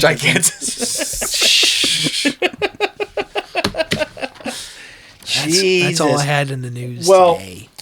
Moving right along. Anything else there in your diary before I get No, man. Keep it moving. to the nitty gritty? We're supposed to have another person come with us today, but apparently they're a Rudy Poo candy ass. Mm-hmm. And so normally gripping inquiries are only for first timers, but since this kid fucking flaked on us, his gripping inquiries are going to Mike. Absolutely. As they should, rightfully so. I gotta redeem myself from the fucking turd I laid last time anyway. Oh, people have done way worse than you did. Yeah, you've done... No, I was fine. your first guest from Jersey, and I couldn't fucking lay down the E-Town Concrete lyric. And you weren't the last. There's yours right now. I should just ask you the same fucking... I just know one was about AIDS medicine. Oh, I fucking slam dunked that one. Yeah, it's true. You did. That's one of the few you fucking nailed right Yeah, away. the Bic Tarvey commercial? Yes, With all those it hot was- gay dudes in it? Yeah, it was Cabanuva or Bic Tarvey, yeah. Bic Tarvey all the way, man. All right. This is our recurring segment of... Segment. Segment. That's because I'm always thinking about segregation because I'm a closet racist. All right, George. Are you done? Captain Comments. Anywho, this is gripping inquiries where we fucking... You gonna go take a tinky? A tinky winky? Should I wait for you? Because I'm not gonna. Release. All right. So I'm going to start calling you... This kid was supposed to come up. His name's Tyler. Okay. I don't remember his last name because I really didn't give a fuck. And you're wrong. Who the Foreign fuck- Hands Tyler, right? No, it's some fucking jagaloon from fucking Maryland. No. So I'm going to refer to you, Tyler, when I give you these questions. This Go. is how I roll. Question number 1. How was the trip? Who cares? Boring. Ah, fuck, you beat me to it. God damn it. Question number 2. This is a fucking serious question, dude. Did you ever think about the infrastructure of Candylands and how it's not sustainable to live in Candyland? Yeah, in the summer, everything's sticky. Fuck that. Exactly. God, it's fucking, dude, spot on, dude. All right. Number 3. What is your top 3 Joseph Kony moments? When that dude was fucking beaten off in the middle of the street. Okay. No, 2 more. That was the Stop Coney founder. That's Yeah. not Joseph himself. Well, that's one. It That's ties a degree into of a Joseph separation. Kony Right, moment. right. Yeah, I'll get that counts. I picked the same thing 2 more times because that's how cool it was. Yep, fucking 100% correct. You're fucking killing it so far, dude. I'm telling you. All right. This is my redemption. So, there's this movie where this bear does cocaine, and it's called Cocaine Bear. What? Do you get it? No. Me neither. The true story that movie was based on is so fucking boring. How could that possibly be boring?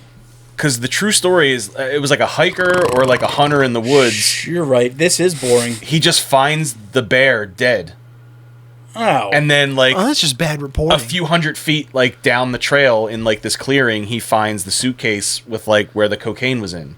Oh, this is just This is sad. And it was like, God-awful. oh, like these drug smugglers dropped a suitcase full of cocaine off a plane so they wouldn't get arrested, and this bear stumbled on it, ate it all, had a heart attack within minutes, and died, and that was it. Somebody, Ranger Smith told him to stay away from them picnic baskets. So I just somebody's never played Grand Theft Auto and never seen No Country for Old Men. Now- That's just bad reporting. This is for... I just saved all you listeners a fucking movie ticket. You did. Thank you. This is for real diehard comedy aficionados, this question here. Uh-oh. On the Brendan Schaub King Gringo Poppy special on YouTube, what is your favorite YouTube comment given to him? You'd think the comments would be turned off on that. They are not, and they are great. Oh, man. I've never clicked on that, so I've never seen any of those comments. I'm sure. You know what? I fucked up. Incorrect. Your answer is Eric the Red 420. LOL. Gay.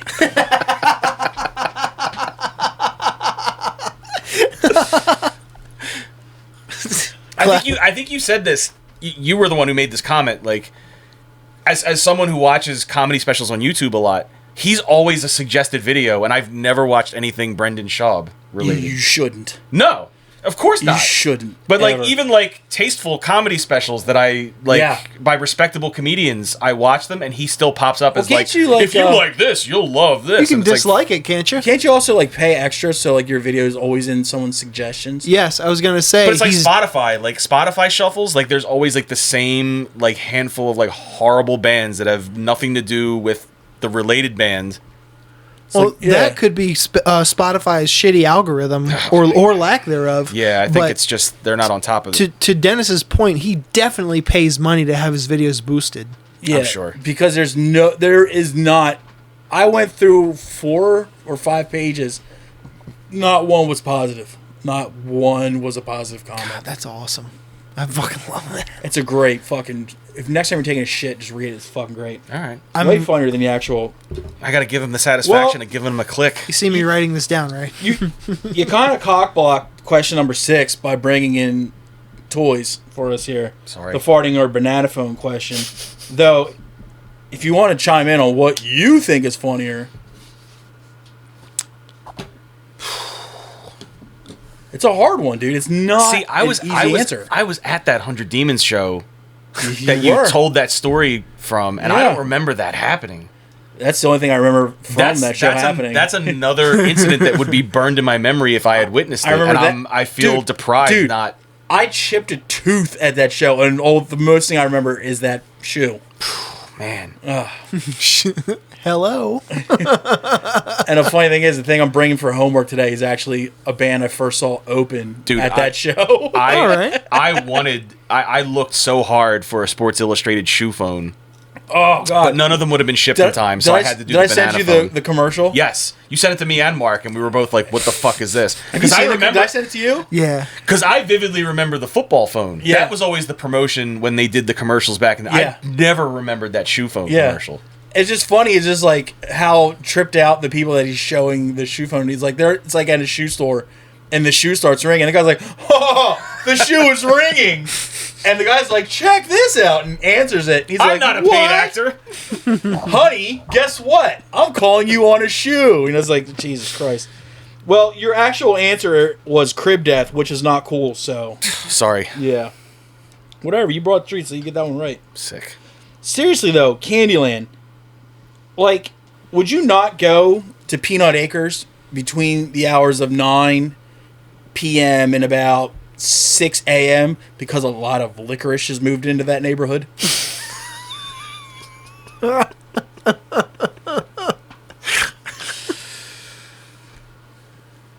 Licorice, Michael. Moving into Peanut Acres. Not going to answer it. Okay. All right. No comment. Fair enough. Fucking Democrat. Thanks, Biden. Fucking Democrat over here. Number 8. Are you glad RBG is dead? Do you hate to see girl bosses winning?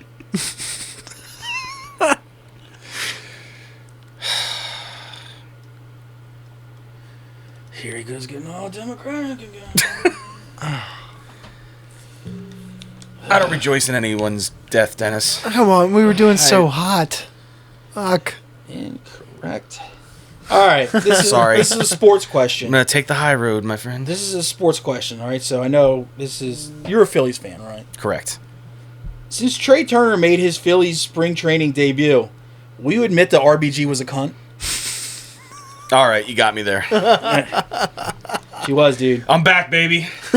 Behind closed doors, dude, she was not a good He's person. fucking dude. back. She couldn't even play shortstop. She taught Alien everything she know. Ellen.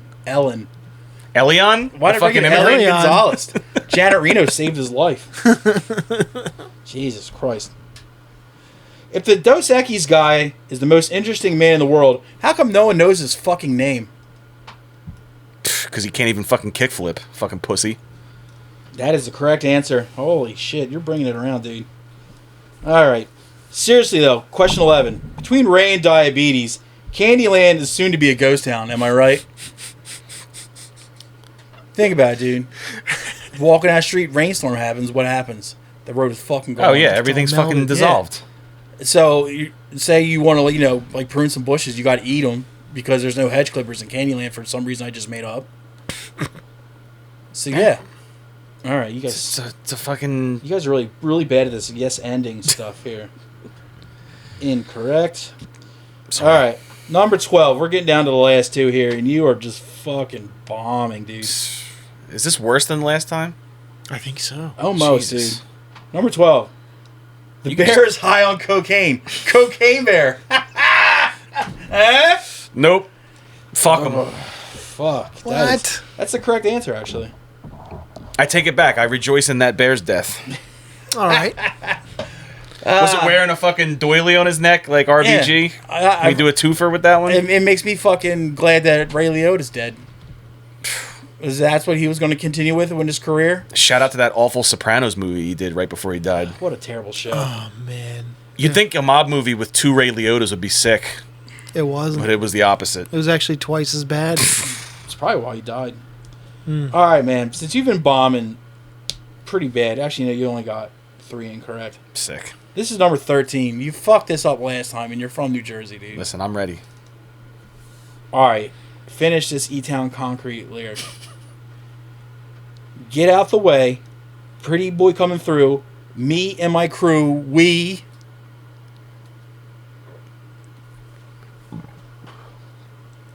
Get out the way. We coming through. Pretty boy coming through. Pretty boy coming through. Me and my crew, we...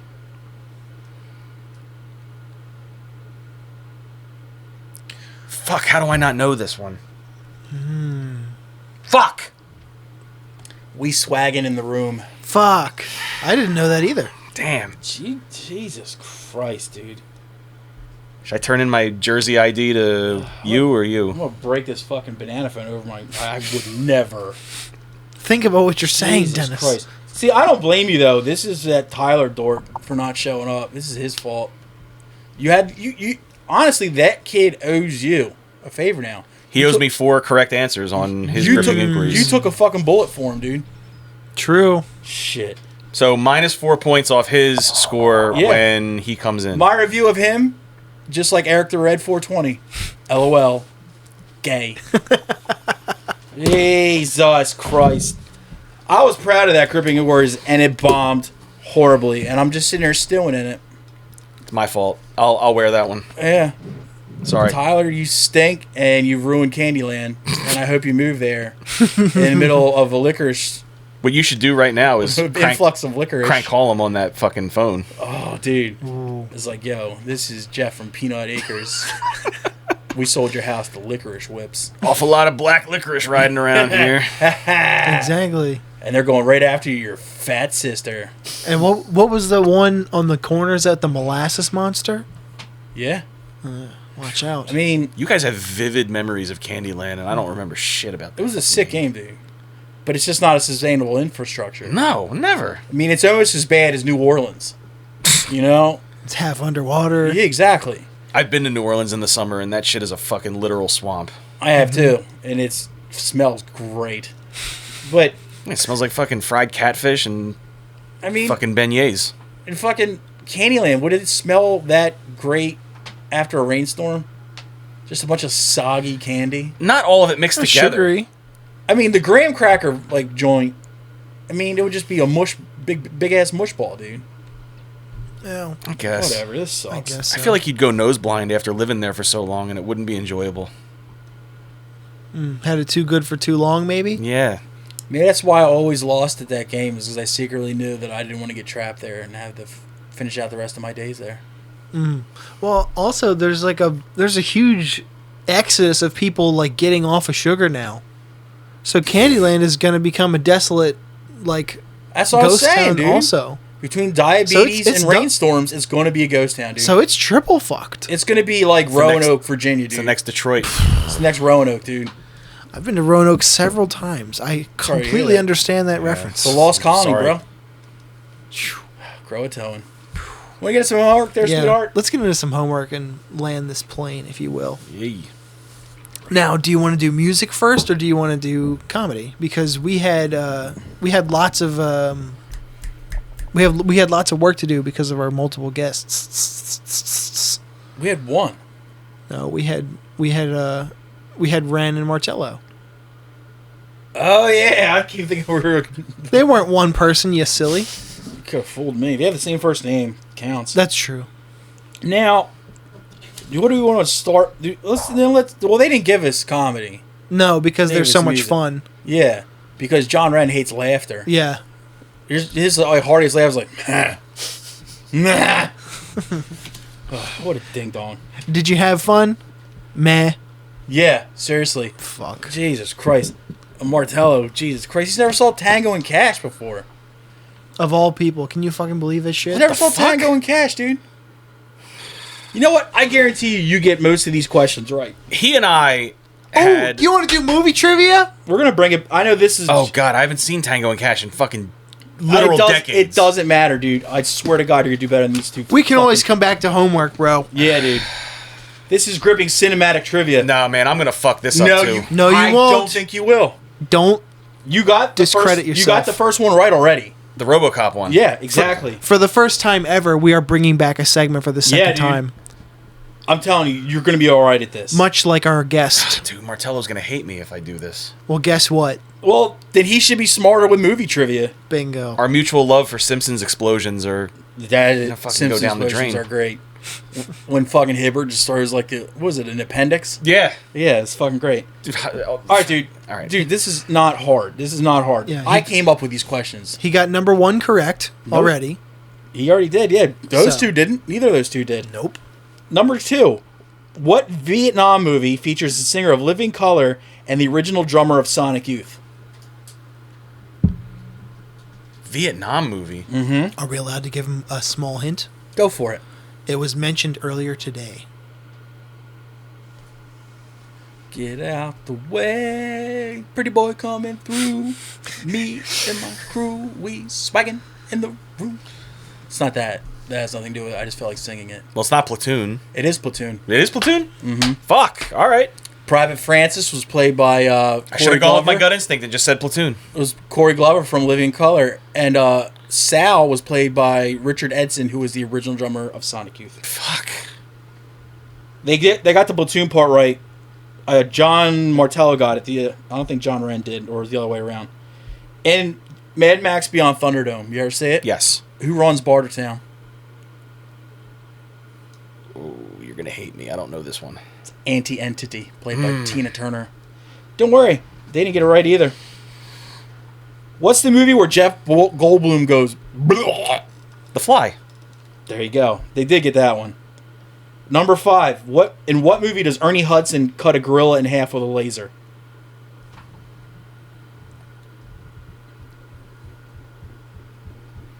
Ernie Hudson, laser gun, right in half. I don't think I've seen Ernie Hudson in anything besides Ghostbusters and I bet it's this next movie. The Substitute with Tom Berenger. And there's Close. no gorillas in that. Congo. Never saw that one. This one you might not get. I don't know how horror movie in you are. Besides Hellraiser, what other horror franchise features a character named Pinhead? Oh, that old timey movie with the fucking disabled people, Icky the Pinhead or whatever that guy was. That doesn't count as a horror movie, I don't think. I don't get that one then. Puppet Master. That's out of my wheelhouse. Yeah. Here's the one in question. In Tango and Cash, which is which? Who does Sly play and who does Kurt Russell play? Sly's Tango, Kurt Russell's Cash. And you thought you wouldn't get it right? Chicken burger. Exactly. Chicken burger. Thank you, Clayton. You might not get this one. In what Joss Whedon movie is a lab worker impaled by a unicorn? Wait, say that again? In what Joss Whedon movie is a lab worker impaled by a unicorn? Impaled by a unicorn? Mm-hmm. I got nothing. Cabin in the Woods. Never saw it. What movie featuring Sean from Boy Meets World does a character shoot a squirrel because it's gay? A movie I want to see right now. It's called Cabin Fever. You should watch it. All right. All right, this one, I think you're going to get this one, dude. Number 10 here. In Who Framed Roger Rabbit, whose murder is Roger framed for? The creator of Toontown. Toontown. Yeah, fuck.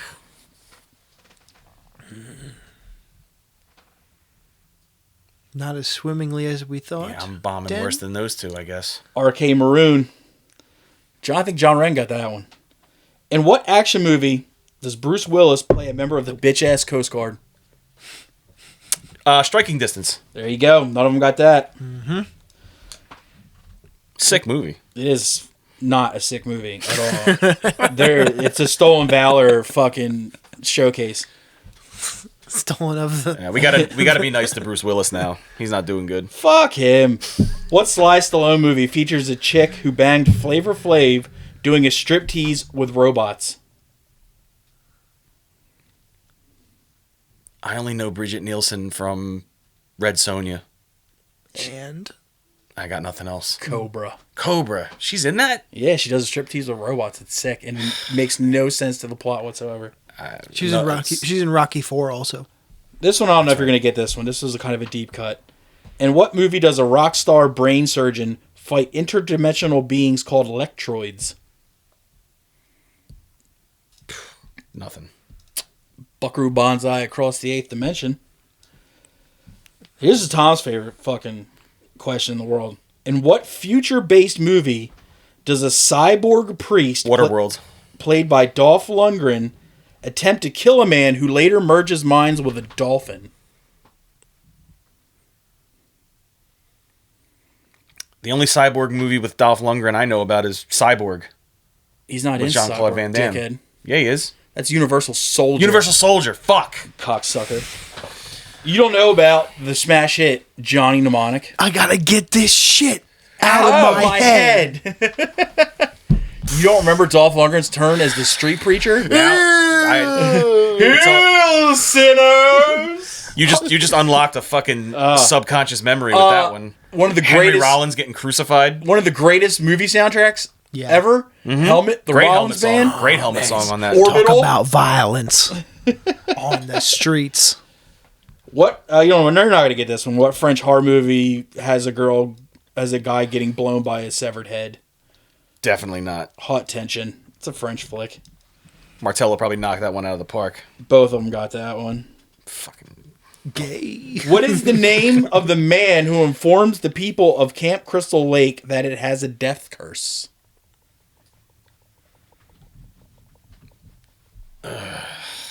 See, I'm not a big Friday the 13th guy either. It's so. Crazy Ralph, dude.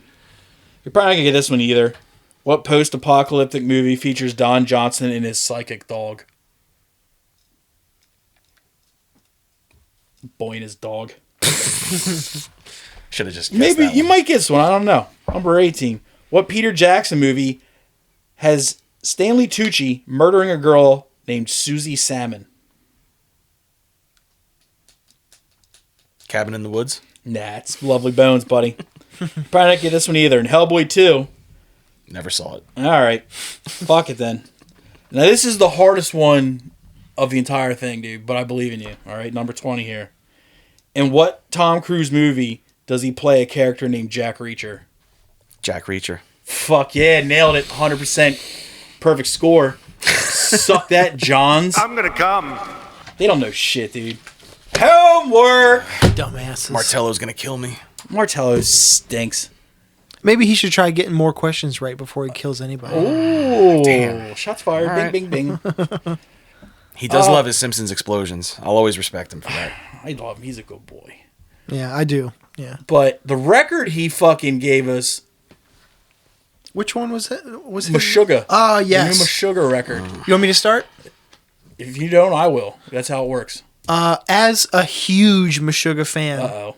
this is the lowest rating I've ever given a Meshuggah record. First song. I don't have a joke for this, but That first song's kind of it's not an intro, but it is like it's just a build up song. It's 4 minutes. I don't really have a joke. But yeah, you don't need exactly. That was going to be my follow up. Like you don't need an intro that's longer than a minute and a half tops. I can improve Sugar Ray. Yeah, Sugar Ray. How has nobody Who thought said of my that? sugar gay? Sugar Ray, dude. Well, you made a comment. A couple Every episodes. morning when I wake up, there's... A couple episodes ago, you said like after a band has been so good for so long, like you don't need to put out more material. Yeah. Ooh, that's a prime example. Yeah. Meshuggah is a prime example, at least by my tastes, because I love their older material. I totally Yeah. agree.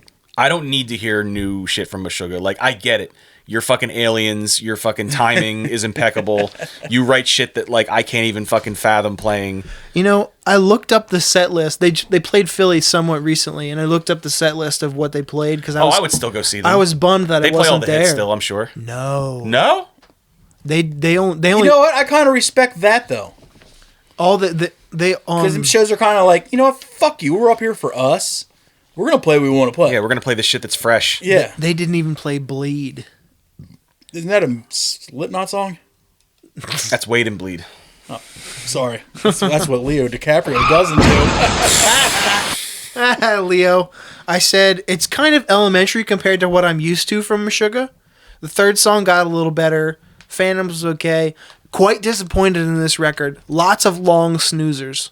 I looked up the set list. I'm glad I saved $78 or whatever by missing it. Underwhelming set. My only notes for this one was I wasn't sure if I was bored because, as per my previous comment, like I've just heard enough of Meshuggah at this point. Like I don't need new content. Yeah, like we get it. Yeah, I don't know if I was bored because of that or if I was bored because it was just it's a boring. snoozer of a record. It was probably a little column A, a little column B, but whatever. Three out of 10. I didn't care enough to look into it. I much actually deeper. rated it higher. Really? Yeah. I gave it a 4, dude. All right. But going is, I'm not a Meshuggah fan. Mm-hmm. I respect that they're very good at their craft, and I respect that they can make a really good riff. Like, they can make a fucking just crunchy good riff. Dude, how about that Cavern of Chameleons breakdown?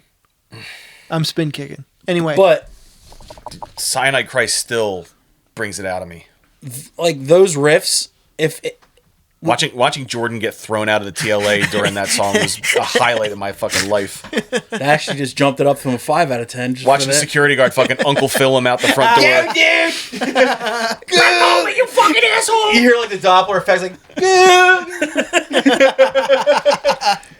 go! No, but, it's like, I respect that they're really good at what they do with the timing and, you know, stopping and the starting and the, you know, but it's boring.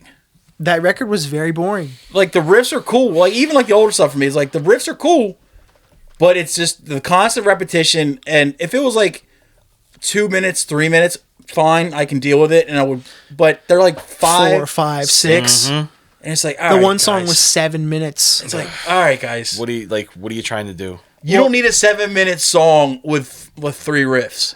No. As a fellow Meshuggah fan, I could even say they could have easily retired off of Kolos. The last record was fucking great. Maybe it's just because I'm not an actual musician that I just don't get the appeal. But I have seen them live. Fucking And great show. They're so good live. And I did enjoy them live. Yeah. As a rational person should, a Yeah. purveyor of heavy music. If But you First will. time I saw them was at the Electric Factory opening for Slayer. And this was like high school me thinking like Slayer's the fucking heaviest, coolest shit ever. And you And remember, seeing them blow fucking Slayer away. yeah. and you remember, like, there was a stretch of every time Slayer would come through Philadelphia, no matter who they brought with them as support, the band got booed. Mm-hmm. Like, it was, like, ridiculous. Like, bands like you think Slayer fans would absolutely love. Man. They didn't care. During their entire set, you would be like, boo, fuck you, Slayer. No matter who it was. Philly really doesn't change, huh? Seriously. Slayer One- fans one don't of my change either. favorite memories is I saw Slayer and their opening bands were Unseen and Bark Market, right?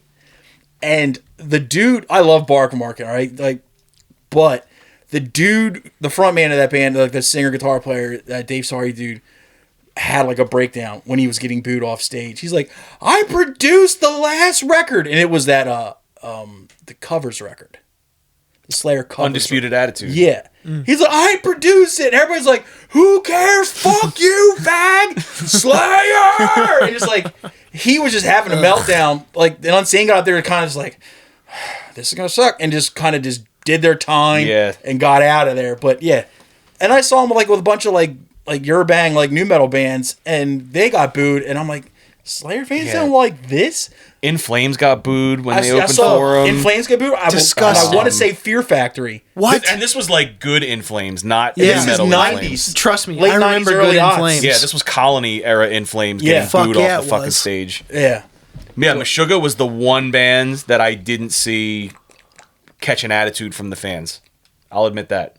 They're just too That's fucking pretty impressive. Too fucking hard. Yeah. But yeah, like I respect like the quality of the riffing and all that stuff, and I get like the whole repetition and stuff like that is their bit, but It can be, but it's not. They kind of use the repetition thing as a crutch on this record, if anything. but I will admit You're flooding the market at but this point. Obviously, they're fucking brilliant at their music, at their instruments. So I give them the credit for that. But like, I'm sorry, you bored the pants off of me with that one. If you ever end up hearing it, the record we were talking about, their second to most recent record was fucking awesome. I think I legally downloaded it. Kolos, Kolloss, Yeah, right? exactly. Yeah, I'm pretty sure I quite good. downloaded it just to listen to it. Jeff, our drummer, 'Cause they're another one of those geeks out bands- over that record. Like he thinks the drumming on that is like Fucking- otherworldly. Like even though I'm Jackass. not a fan, every time they put out something new, I'm like, all right, just I'll go check it out. Yep. Like regardless. I was quite disappointed in this rec. Yeah, that sucks. It sucked. Now, It was a Meshuggah suck though, but not suck nonetheless. yeah. Now, what were you saying? What did you think of John Wren's recommendation, which is Riot Stairs, The Sound of Acceleration? I'm curious what you thought because the way you just asked that question, but I I loved it. I was pleasantly fucking surprised. same, dude. I fucking loved it. I thought it was fucking brilliant record, dude. Sounds of Acceleration. Car starting, first song. I said, hell yeah, RIP number 3, The Intimidator.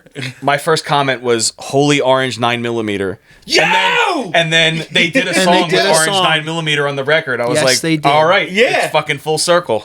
That's the first band that popped in my head when the first song started. I was like, This oh, band is shit. succeeding on all fucking cylinders where that band Higher Power falls Wished, short. Yeah.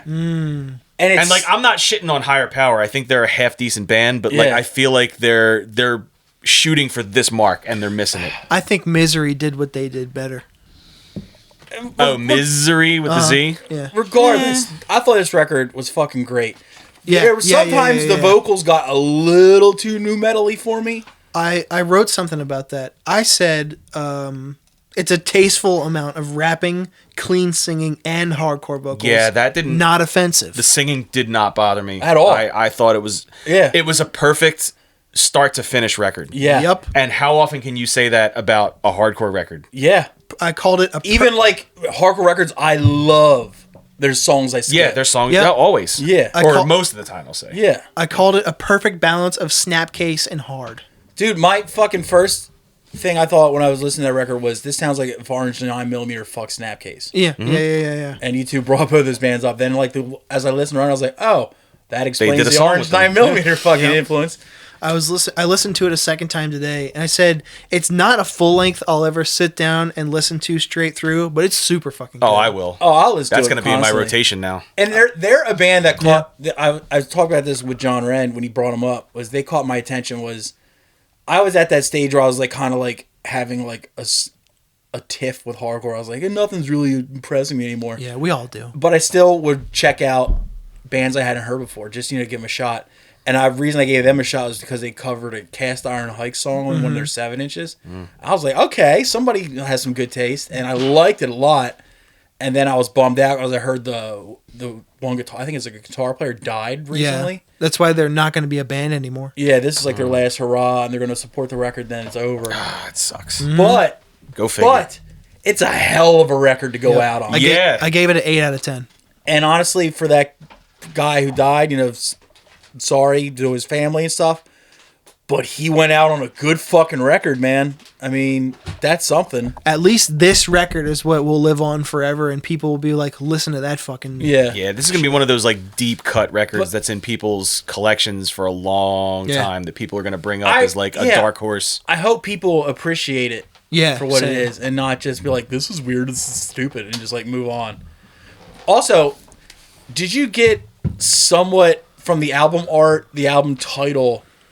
Rock bottom speedway vibes from it? Not until right now. I was That's like, very funny. what is it with fucking bands and cars these days? This is fucking silly. We live our life a quarter mile at a time. See you at the finish I don't line. want to fucking kill myself. Do you want to move on to another record? I gotta pee again. Oh, you silly Gilly. Well, then I'll start, or I'll get into... I got notes on all these too, so we can talk while he's... I can listen right outside the door. So, yeah, he likes to piss with the door open like a fucking animal, so... What, dude? I like to stay connected. I was assigned Don Caballero's For Respect. Now, I did not expect this record. I love the album cover. Looks like a good boy. Definitely. Always. The record started interesting. I liked it less by like 3 songs in, and it's weird. It's kind of pretty, and it's kind of ugly at the same time. I wrote that. It's good, not great, not my favorite, but it's okay. I liked it like fine. I gave it a 5 out of 10. So I wasn't familiar with this record because I never really did a deep dive on Don Caballero. I have never heard their name. I had before. I had American Don. That was the one record I owned, which is fantastic. This record, it was another like good surprise, like from start to finish. It was heavy instrumental music, and it's arranged like a jazz ensemble almost. That's a great observation. Like, Pretty sure they're one of those. You could tell they're all like classically trained musicians that some of the love heavy songs, music. The drummer writes the song, like we'll just start with the beat and ask the other guys to write around the beat. And that's the vehicle for everything else. You could tell exactly. All right. Yeah, real like jazz ensemble heavy vibes with the song structure. Yeah. And like the distortion and just the heaviness of the songs on top of that. It makes it unique, if nothing else. Yeah, that's true. And that's what makes it interesting for a longer listen. Even if you're not into the music itself, it's at least something new and something cool. It definitely gives me person who works at a record store vibes, though. Well, not in a bad way. Just I'm a huge fan of the band, obviously, or else I wouldn't have recommended to. Sure, but their records have always been records to listen to while I'm doing something else. Mm-hmm. You know how sometimes you want to sit down and just digest a record, and you're just sitting down, you're listening to the record, and you're not doing shit else.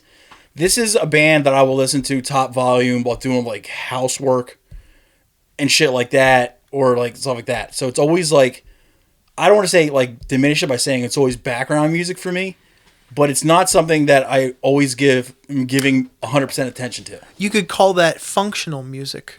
Fair enough. Yeah, it works. But yeah, I liked it because like it was, jazzy and well written and stuff too. But they like also appreciated how to just write a good chunky riff. Yep. Mm-hmm. And one of the bands like that, one of the make or break things with me was always the vocals. What are the vocals like? And luckily, this band does not have that. There are none. Yeah, like they have some songs. Like there's like one song per album that will have some minimal vocals. I'm like, that's a great idea. It's like we don't know how we're going to sing on this, so we're just not gonna. Mm-hmm. So, I respect the. When in doubt, don't. Just don't. Yeah, I respect the bow out. Yeah. Yeah. I'm just glad I gave you something that you didn't refer to as sound guy music again. It's record store guy music. I wanted to just fucking choke slam you. I was like, get a new description. But yeah, glad you guys enjoyed that shit. Mm-hmm. I liked it just fine. Now, how about what I assigned you, that little EP? I have a problem with it. Godskin Peeler. First off, it's a video game reference of a video game that came out like a year ago. Is it? Yeah, it's an Elden Ring fucking thing. Right. Whatever. I found it out just by looked. I tried to find it just by list. I'm gonna pull it up on YouTube, and all it came up was a bunch of Elden Ring videos. I'm like, motherfucker, what has he got me into? The name's cool though. It's a cool fucking name. I understand if why you don't they went know with- if you don't know that reference, it's a hard name. That's a cool fucking name. I didn't. And Now, that's, musically, I fucking thoroughly enjoyed it. ah, It was all. It had like Keep this the going. I gotta ingredients- pee too. the ingredients were all things that I liked. Heavy, like chaotic. chaotic, ugly, Yes. but not ugly to the point of it being stupid or just like unlistenable. Yeah, I have here. It's not what I expected when I first listened to it. Maybe it's the name, maybe it's the artwork or whatever, but it's not gratuitously heavy like I expected it to be, and it's super well written. Yeah, my only problem is it's so short. Yep, short and sweet was my last note. Short. Yeah, but here's the thing: short and sweet is good when that's what it calls for. That EP could easily have gone 2 more songs. Well said, buddy. Yeah, that thing easily could have gone 2 more songs, and I don't think it would have taken it away in any way whatsoever. But it was actually, then again, it's also kind of mission accomplished because it left you feeling like you wanted more. And I got a lot of one of the bands that it kind of reminded me of was New Lows a little bit. Yeah. If you took New Lows but took out the hardcore influence completely and just left what was else, that's what it kind of reminded me of. Locking Maybe out it's just All-Stars. like the guitar tone or whatever, but dude, I thought it was really good. And I'll listen to it regularly, but the thing that sucks is after 6 minutes you got to go find something else to listen to. Yeah. But I'd really like to see them. I'd like to see a full length from them. I think it'd be great. I gave it an 8. Nice. What Yeah. say you, Murrow? I thoroughly enjoyed it. Nice. For a little 3-song jammer, I thought it was. I would rank it very high. I would give it like an 8 or a 9 as well. Nice. When new hardcore bands do the dwid Yeah. with their vocals, where like you might not have like the most technically like vicious sounding voice, like you just might not have that naturally. Yeah. But you're still like, you can tell like you're pushing your voice out hard. Yeah, you're still trying. Yeah, like a lot of bands do that, so it's not really like the most original thing in the world, but this vocalist sounds very original. It's like a nice hybrid of like the dwid, and I in my notes I have like it's like a good like strained yell that's like a mix of that and like the angry dad power violence vocals. Yeah. Like The Homer Simpson vocals. the Mike Mayo. John. Yeah. I always called him Homer because it always sounded like if he's going, "Doh!" John of Weekend Nachos. Yeah. Yeah. It's a nice mix of like that and the carbon copy of Dwid, but it's like not a derivative of either. It's like a nice hybrid of both.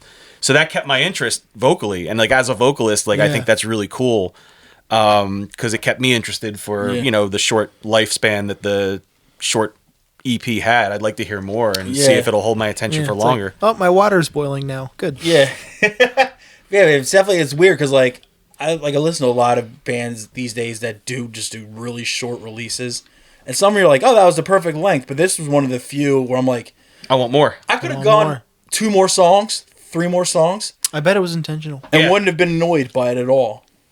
I'd always rather be wanting more than like be like, all right, let's wrap this Yeah. up. Too much. Yeah. It's the complete. It was, to me, honestly, the complete antithesis to the Meshuggah record I listened to. True. Very true. Yeah. Not drawn out at all. Yeah, and in the least. You want to do some comedy? Yeah. Okay. I'll start because I have to start on a low note. Oh, no. Now, This is going to get Mike really upset. yes, it is. You too. And those listening. 95% of real Americans.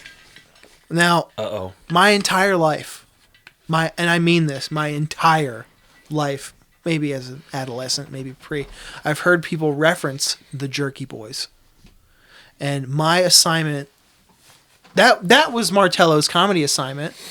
Or was it just an album assignment? No, it was his comedy assignment. Martello assigned this. No, I did. No, you did? When you texted me, you said it was like the bonus comedy assignment for everybody.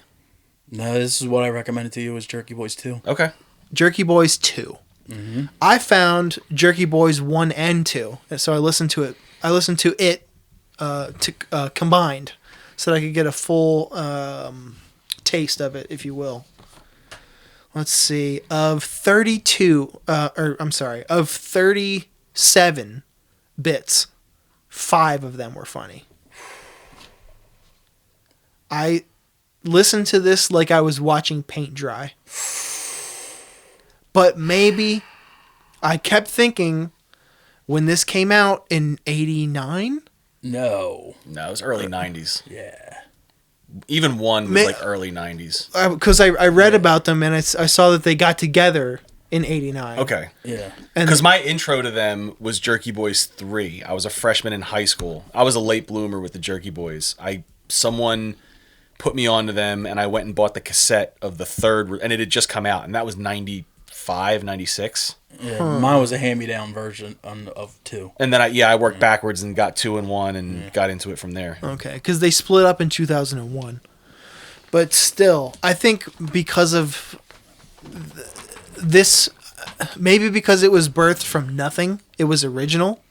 Yeah, Definitely And was. I think I must have listened to it in a lens where I've heard all this shit before, but like they were like the OG of the crank call thing some of those were just before crank not, just anchors and shit. Yeah, not funny. Just bits in general of like comics fucking with people has evolved so much Yeah. from that point. So I get it, but to think it's still not funny, like those bits hold up.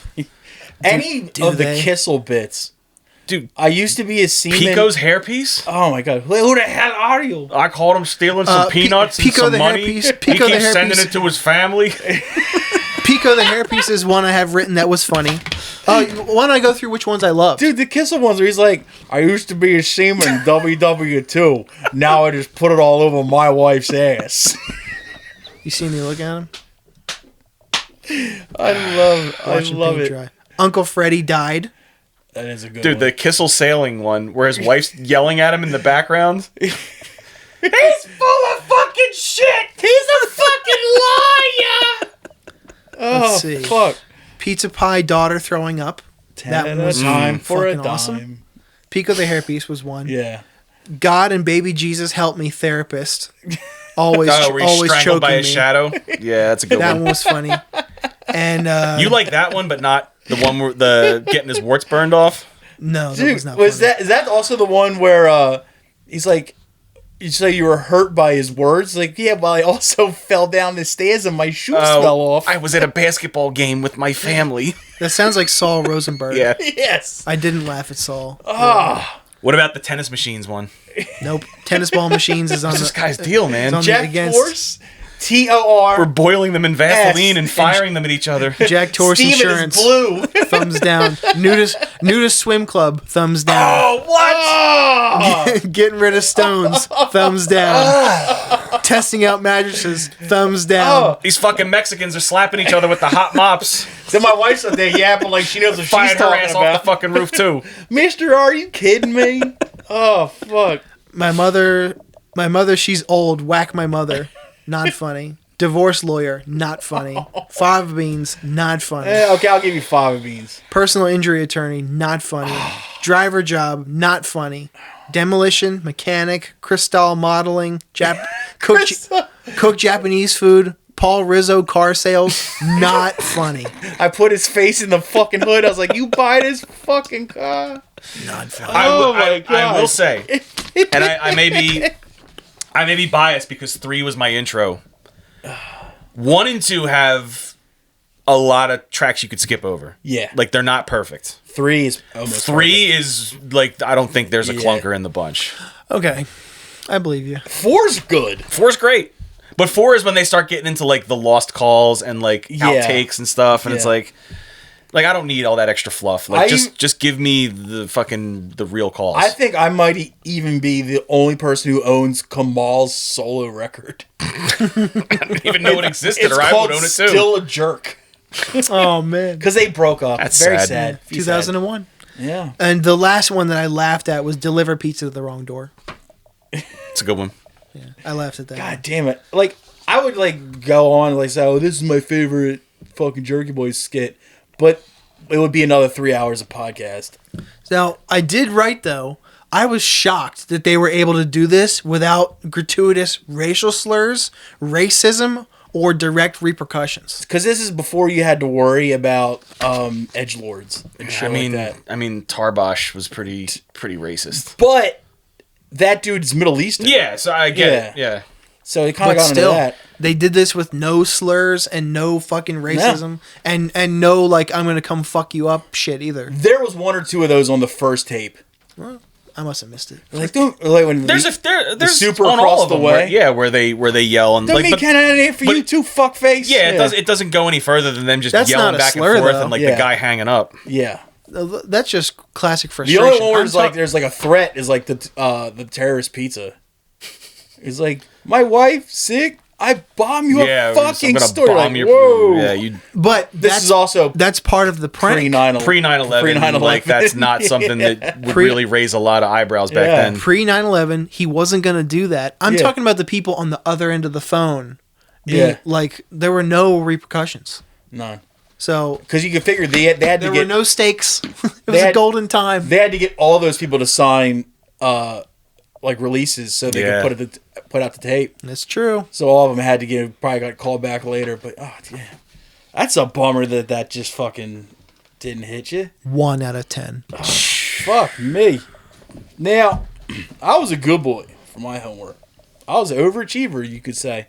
Yeah, I heard he was texting me about this like the day after I I was signed it. assigned Steve Burns' The Last Late Night. I could not get an Amazon login in time. I didn't watch it. Sorry. You didn't do a free trial, dum dum? It's the one. I would have given you my password. I'm sorry. It's the one streaming service we don't have, and I you- fucking dropped the ball on this one. Well, listen, you deserve an Amazon login just so you can watch this later. Okay. Yeah, I'll take care of it. But so previously, Tom had assigned me Steve Burns' podcast Comedy Pinata, and I forgot how much I like Steve Byrne. But he's never a guy that I was like one of my, even in my top 30 or anything like that. But he signed me the Steve Burns Last Late Night, which is his newest special. So I went looking for it, and I noticed that every single Steve Burns special was available on Prime. Except for one, right? One was missing, and one I had to get off YouTube, and one just I couldn't find anywhere. So I watched all of them, 4 in total, Yeah. and I enjoyed them. Okay, Steve Byrne is hilarious, but he straddles a line between hacky 90s comedian and current day, like the last 15 years of comedy. Contemporary. Contemporary. Like, he is the perfect... He like- really does. He's like, he straddles like that line where like, your dad's gonna like it, but Yep. you're gonna like it too. He really Some of the fucking does. premises on the older stuff, which granted was from like, I think the oldest one I watched was at 2010. Like, Champion was 2014. Like, Yeah, like that's some of those 9 you're years like, ago. all right, yeah, but you gotta figure it's the time. Mm-hmm. But a lot of those old hacky comedians that that he kind of gave me the vibe from he's doing way more risky material than those guys did. Like, he was doing way more AIDS jokes and shit like that, stuff you wouldn't see from the turtleneck and blazer crowd of the 1990s, and they were good specials. The new one, like all of them, I think the first one was kind of rough. Like, I was entertained by it, but I wouldn't recommend it to anybody. I mean, it's 13 years The old. the Burn Identity was a good special. Is that the one with his last name behind him? Yes, I love that. that's a one. good special. And I wrote one of the things I wrote. No, this is from the Last Late Night thing, but I'll get to the Last Late Night anyway. It was a cool premise about how his love of late night talk, all the old late night talk shows, like your Carsons, your Lettermans, and stuff like that. And he kind of, the way he did it was really cool, and it was obvious like homage to all that shit and the comedians you would see come up in there. Because that used to be the only way you could see new comedians.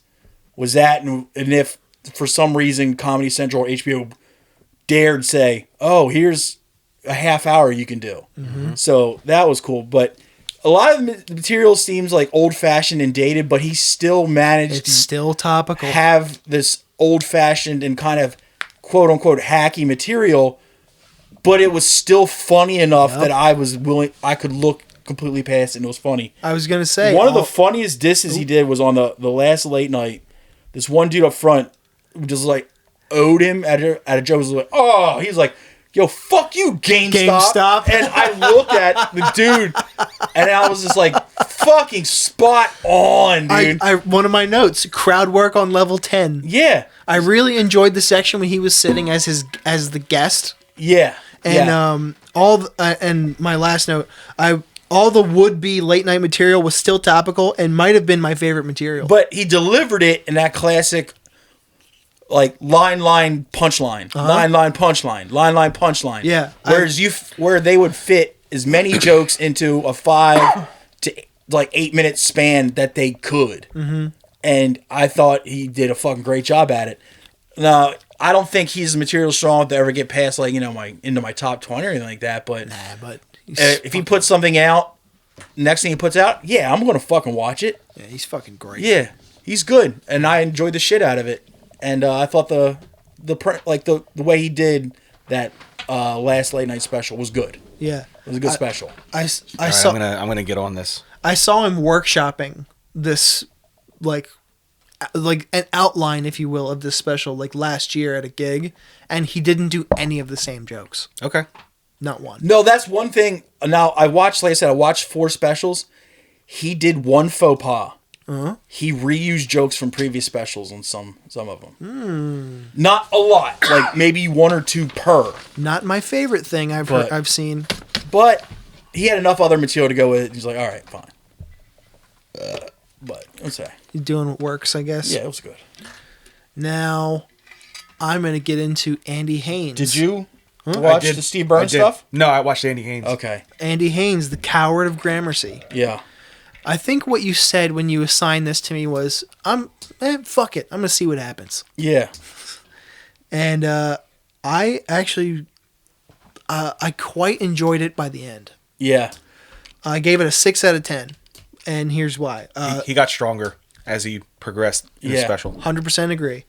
Intro was taking way too long, but paid off and was funny. I thought the opening, this opening skit thing he did on the special, where it's him he's in the tub? In the toaster. In the tub with a toaster. I thought, I normally hate those things. Me too. On specials. I thought that one was funny. I thought it was funny.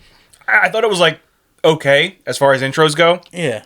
I didn't belly laugh until he takes the bite out of the waffle. Yeah, that was good. That was great. I really like his delivery too. Yeah. I like the way he tells a joke. It has great jokes in it. The killer gay guy gun joke. Love that joke. That might have been my favorite one. Was 30 favorite joke. Was 35 and had roommates. I'm the mayor. I feel great. That was fucking.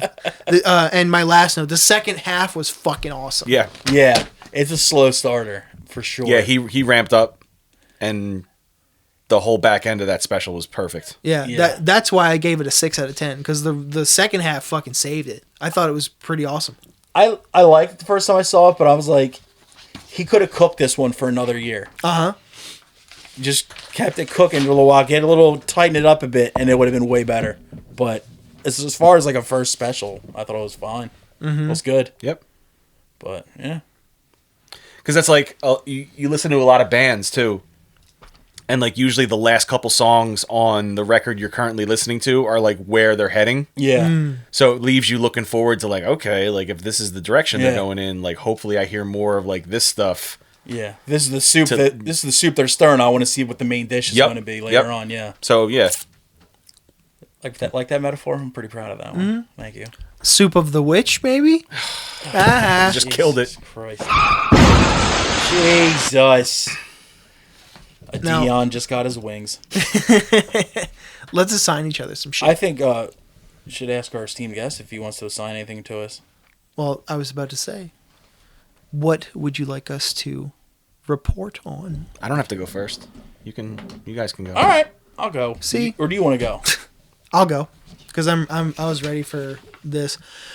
For comedy assignment, your assignment is a one Greer Barnes. Oh, the man. Yep. Spell that one. Greer Barnes. Barnes, like Yeah. Barnes and Noble. Got it. There's a great. I didn't know See- you had a special. See, here's the only problem. You'll have to hunt and peck It's it on the dark web. You'll have to hunt and peck it on YouTube because he hasn't filmed a special. He gets featured on Comedy Central YouTube a lot. Yeah. But they're always 4-5 minute clips. There's a great one called Get to Know Greer Barnes in 7 Jokes on YouTube. And I found the Cellar Chronicles with TJ and guest Greer Barnes, 49 minutes. That one's pretty good. Okay. Get to know Will do. 7 jokes. And what's the one called? The one about the Cellar? The Cellar Chronicles with TJ and guest Greer Barnes. All right, I'll ask who's TJ. I didn't look. But the thumbnail, he brought Greer up for in like Tijuana. the entire thing. True. Mexico. And Greer Barnes is a guy, like, I've been seeing him on podcasts for years. He's a funny guy, but I've never actually... I've seen clips, because he used to have that This Week at the Comedy Cellar show, and you'd see his, like, bits there, and they were good. Mm-hmm. But I could never find, like, a special or a half hour or anything like that from him. so that's the longest thing I could find was Nice. that. And that was the best, like, short clip I would feature, too. Nice. And then for music, I'm going to go... since you're a proprietor of a nice, big, fat riff, I am, dude. I'm going to assign you a rock record. Okay. I think it's 2021. The band is Teenage Wrist, I know this band from The Outlaw. and the record is Chrome Neon Jesus. Solid record. Chrome Neon Jesus. Yeah. There's only one song that I personally don't like on that record. I might as have much. heard. I don't know. That one and the newer one I rock with pretty steadily. I like that newer one. On the way a lot. to Cancer Priest practice, Teenage Wrist is a commonly being played on the Outlaws stereo. All right. Well, car. now it's your homework assignment. And I did enjoy what I heard, so now I that, can sit the down. newer and record was like my go-to like springtime record last year. Is this the newest one?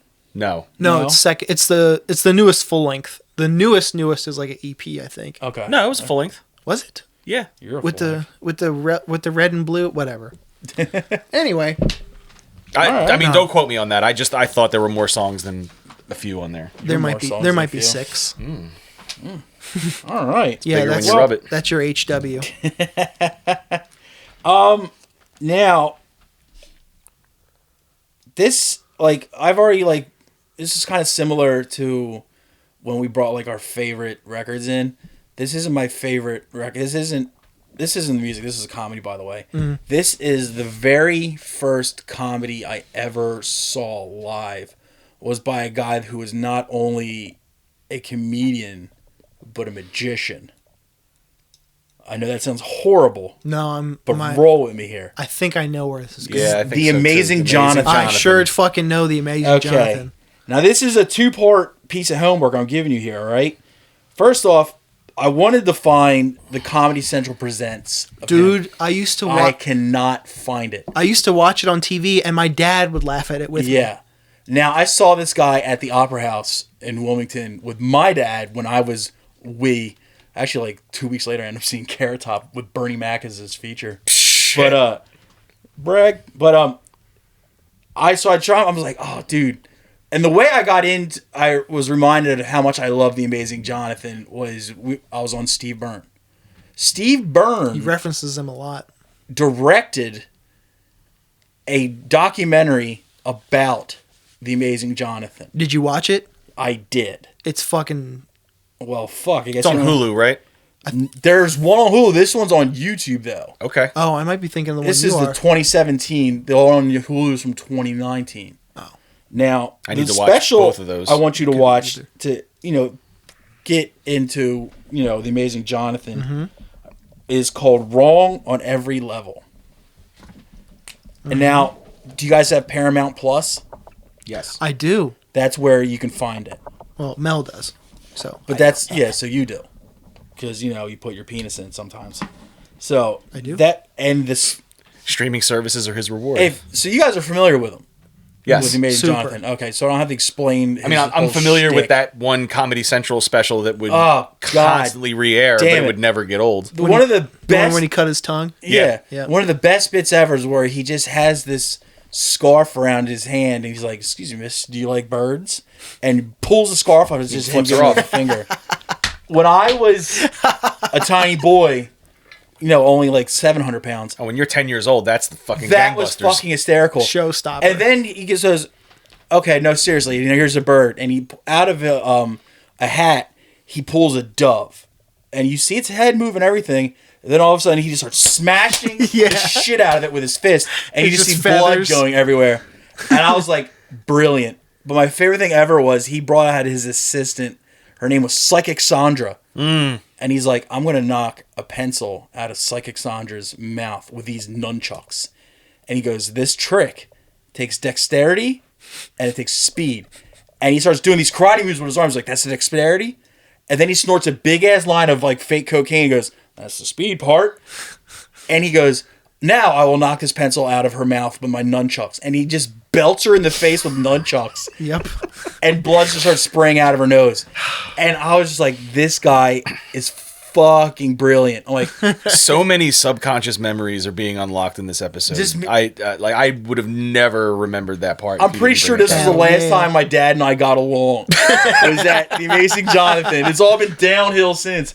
But yeah, Dude, my dad and I bonded a lot over like 90s stand-up Yeah, comedy dude, and because this- he always loved it, and that's how I got into it. this special, one of the funniest things is he shouts out a dude that's in the crowd, and it's fucking Vinnie Paul from Pantera. Wow. And it's funny thing is like, and also in the crowd tonight is David Copperfield, and everybody's like looking around. He's like, "No, fuck all you motherfuckers! You're here to see me tonight." Just starts. I was like, this guy's great. But anyway, Steve Byrne also. This is available on YouTube. It's called Always Amazing, and it's a documentary he directed about the Amazing Johnathan, like how he started, and he's just died recently. Yeah, he died yeah. last year.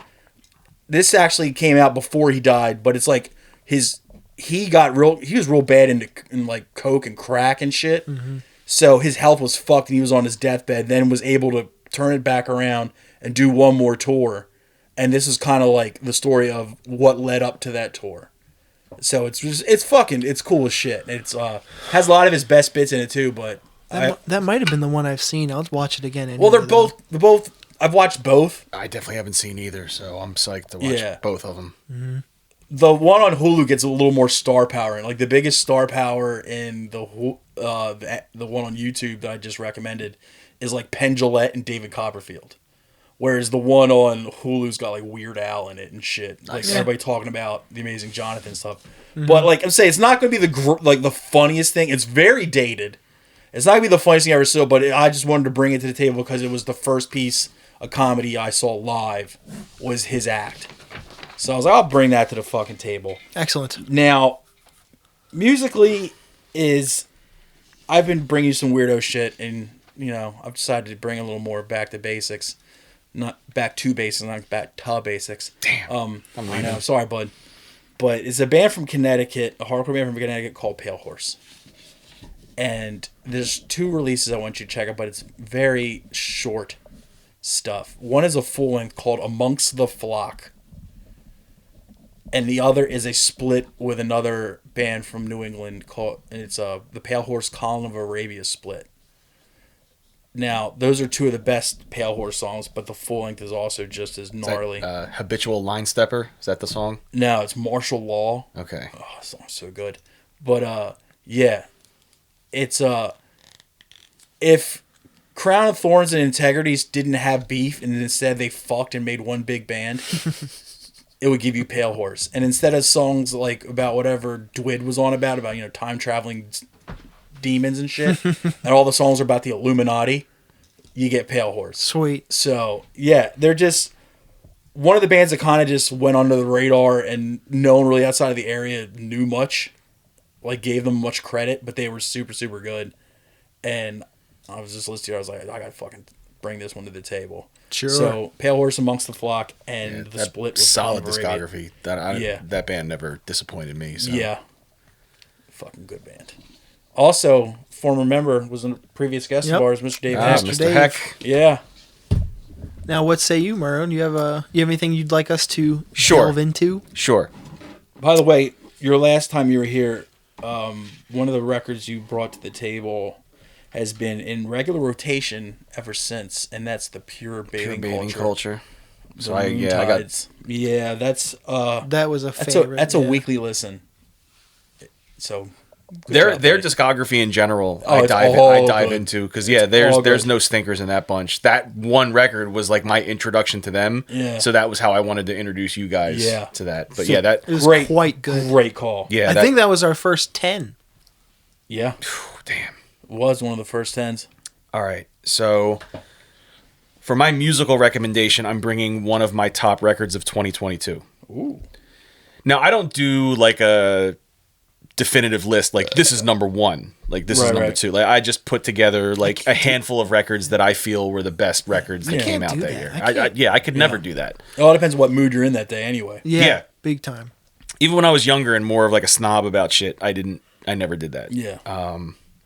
So how familiar you're familiar with the band Grief, I am. correct? We're talking about the Smelly Band Grief, right? Yes. Yeah. How familiar are you with their new incarnation, Come to Grief? I am unfamiliar completely. So they've recently gotten back together Okay. with like the majority of the original lineup. One of the founding members is not involved, hence the name change. It was like how Death Without Chuck Schuldiner, it's called Left to Die now and all that shit. Yeah. So There's gruesome too. yeah. Yeah. So they still play all the hits live, and they're still an active band again. We just played with them up in Mass, and sorry, but their 2022 LP, When the World Dies, is arguably in like not just the top 10, I would say top 2. I can't give it a definitive number 1 of 2022, but it was in like the 1 to 2 category. What was it in the running with? Let me think. That's the my thing. Like, that's my problem with lists like that, like coming up with your best of the year. that's the thing. Like that's what I feel got the most spins. It was definitely my favorite. I don't know if it was like my fundamentally best record. Yeah. Like, that I heard. It's but not going to win in a fight against the other record, but it was still your favorite. yes, agreed. So you're a big Iron Monkey fan, I am. as you should be. I am. So picture all of like the slow, like death march tempo parts that Iron Monkey did, Yeah. but none of like the Sabbathy, like groovy riffs. It's just the slow, fucking heavy, mean parts and nothing else. Nice. But it doesn't get boring. Now imagine that for like a sludge doom band, like to not be boring for a full length is yeah, that's hard to do. yeah, it's very hard to do. This band does it in spades. Even some of my favorite sludge and like doom records, I gotta listen to half Yeah. and then half another Then you got to day. put on something else. Yeah. and like the rest of the record a couple days later. 'Cause it's This just like, record I've all listened right, start to finish. I've lost count. nice. Yeah. I love to see that a band with the amount of history that band has is still. I mean, I joke about like some bands like, all right, you can take a knee now and you can just coast it out. Well, they haven't done much because when they Yeah. broke up, They there was don't have kind of a huge- lull between Yeah. their last like pocket of Yeah. activity. But So I mean, and that's the thing. Like, it's such a hard like their debut record, which was called "Come to Grief." Like, Yeah. that's so much to live up to. yeah, but yeah, I just love it that like. I also like when bands get back together from after a long lull, and A, don't phone it in, and B, just keep instead of coming back playing a show and then fucking off again. Like, you know what, we're back. Let's write a record. Mm-hmm.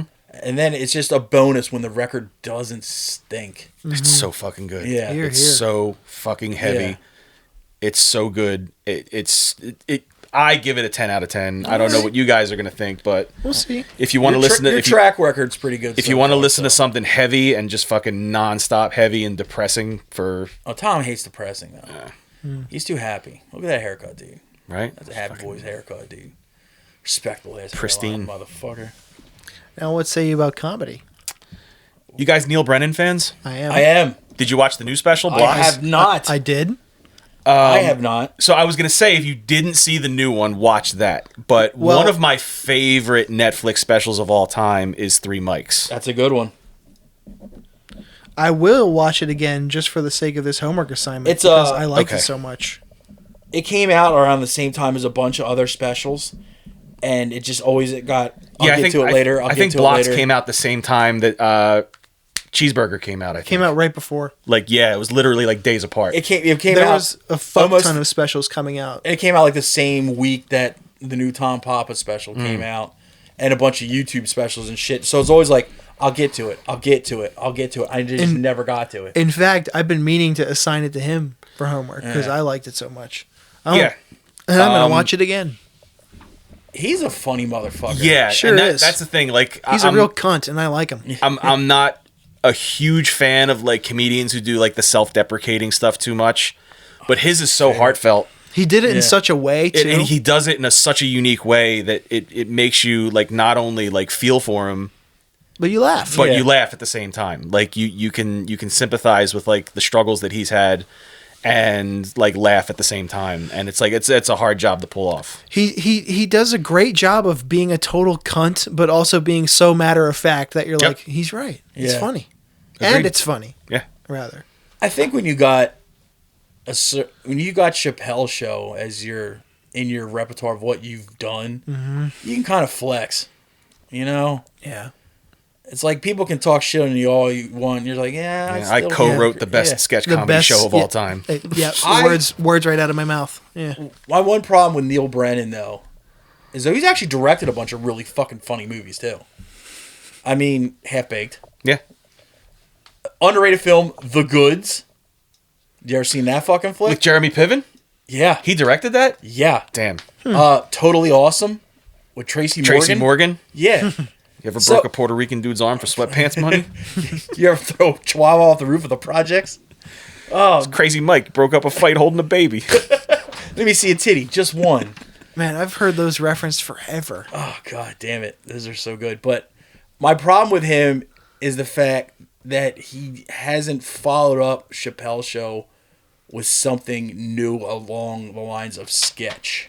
You think? I don't think he wants to. Yeah, I don't think he wants to or needs to. I know that, and I get that from like his standpoint, where it's like, I did that, I don't want to do it again.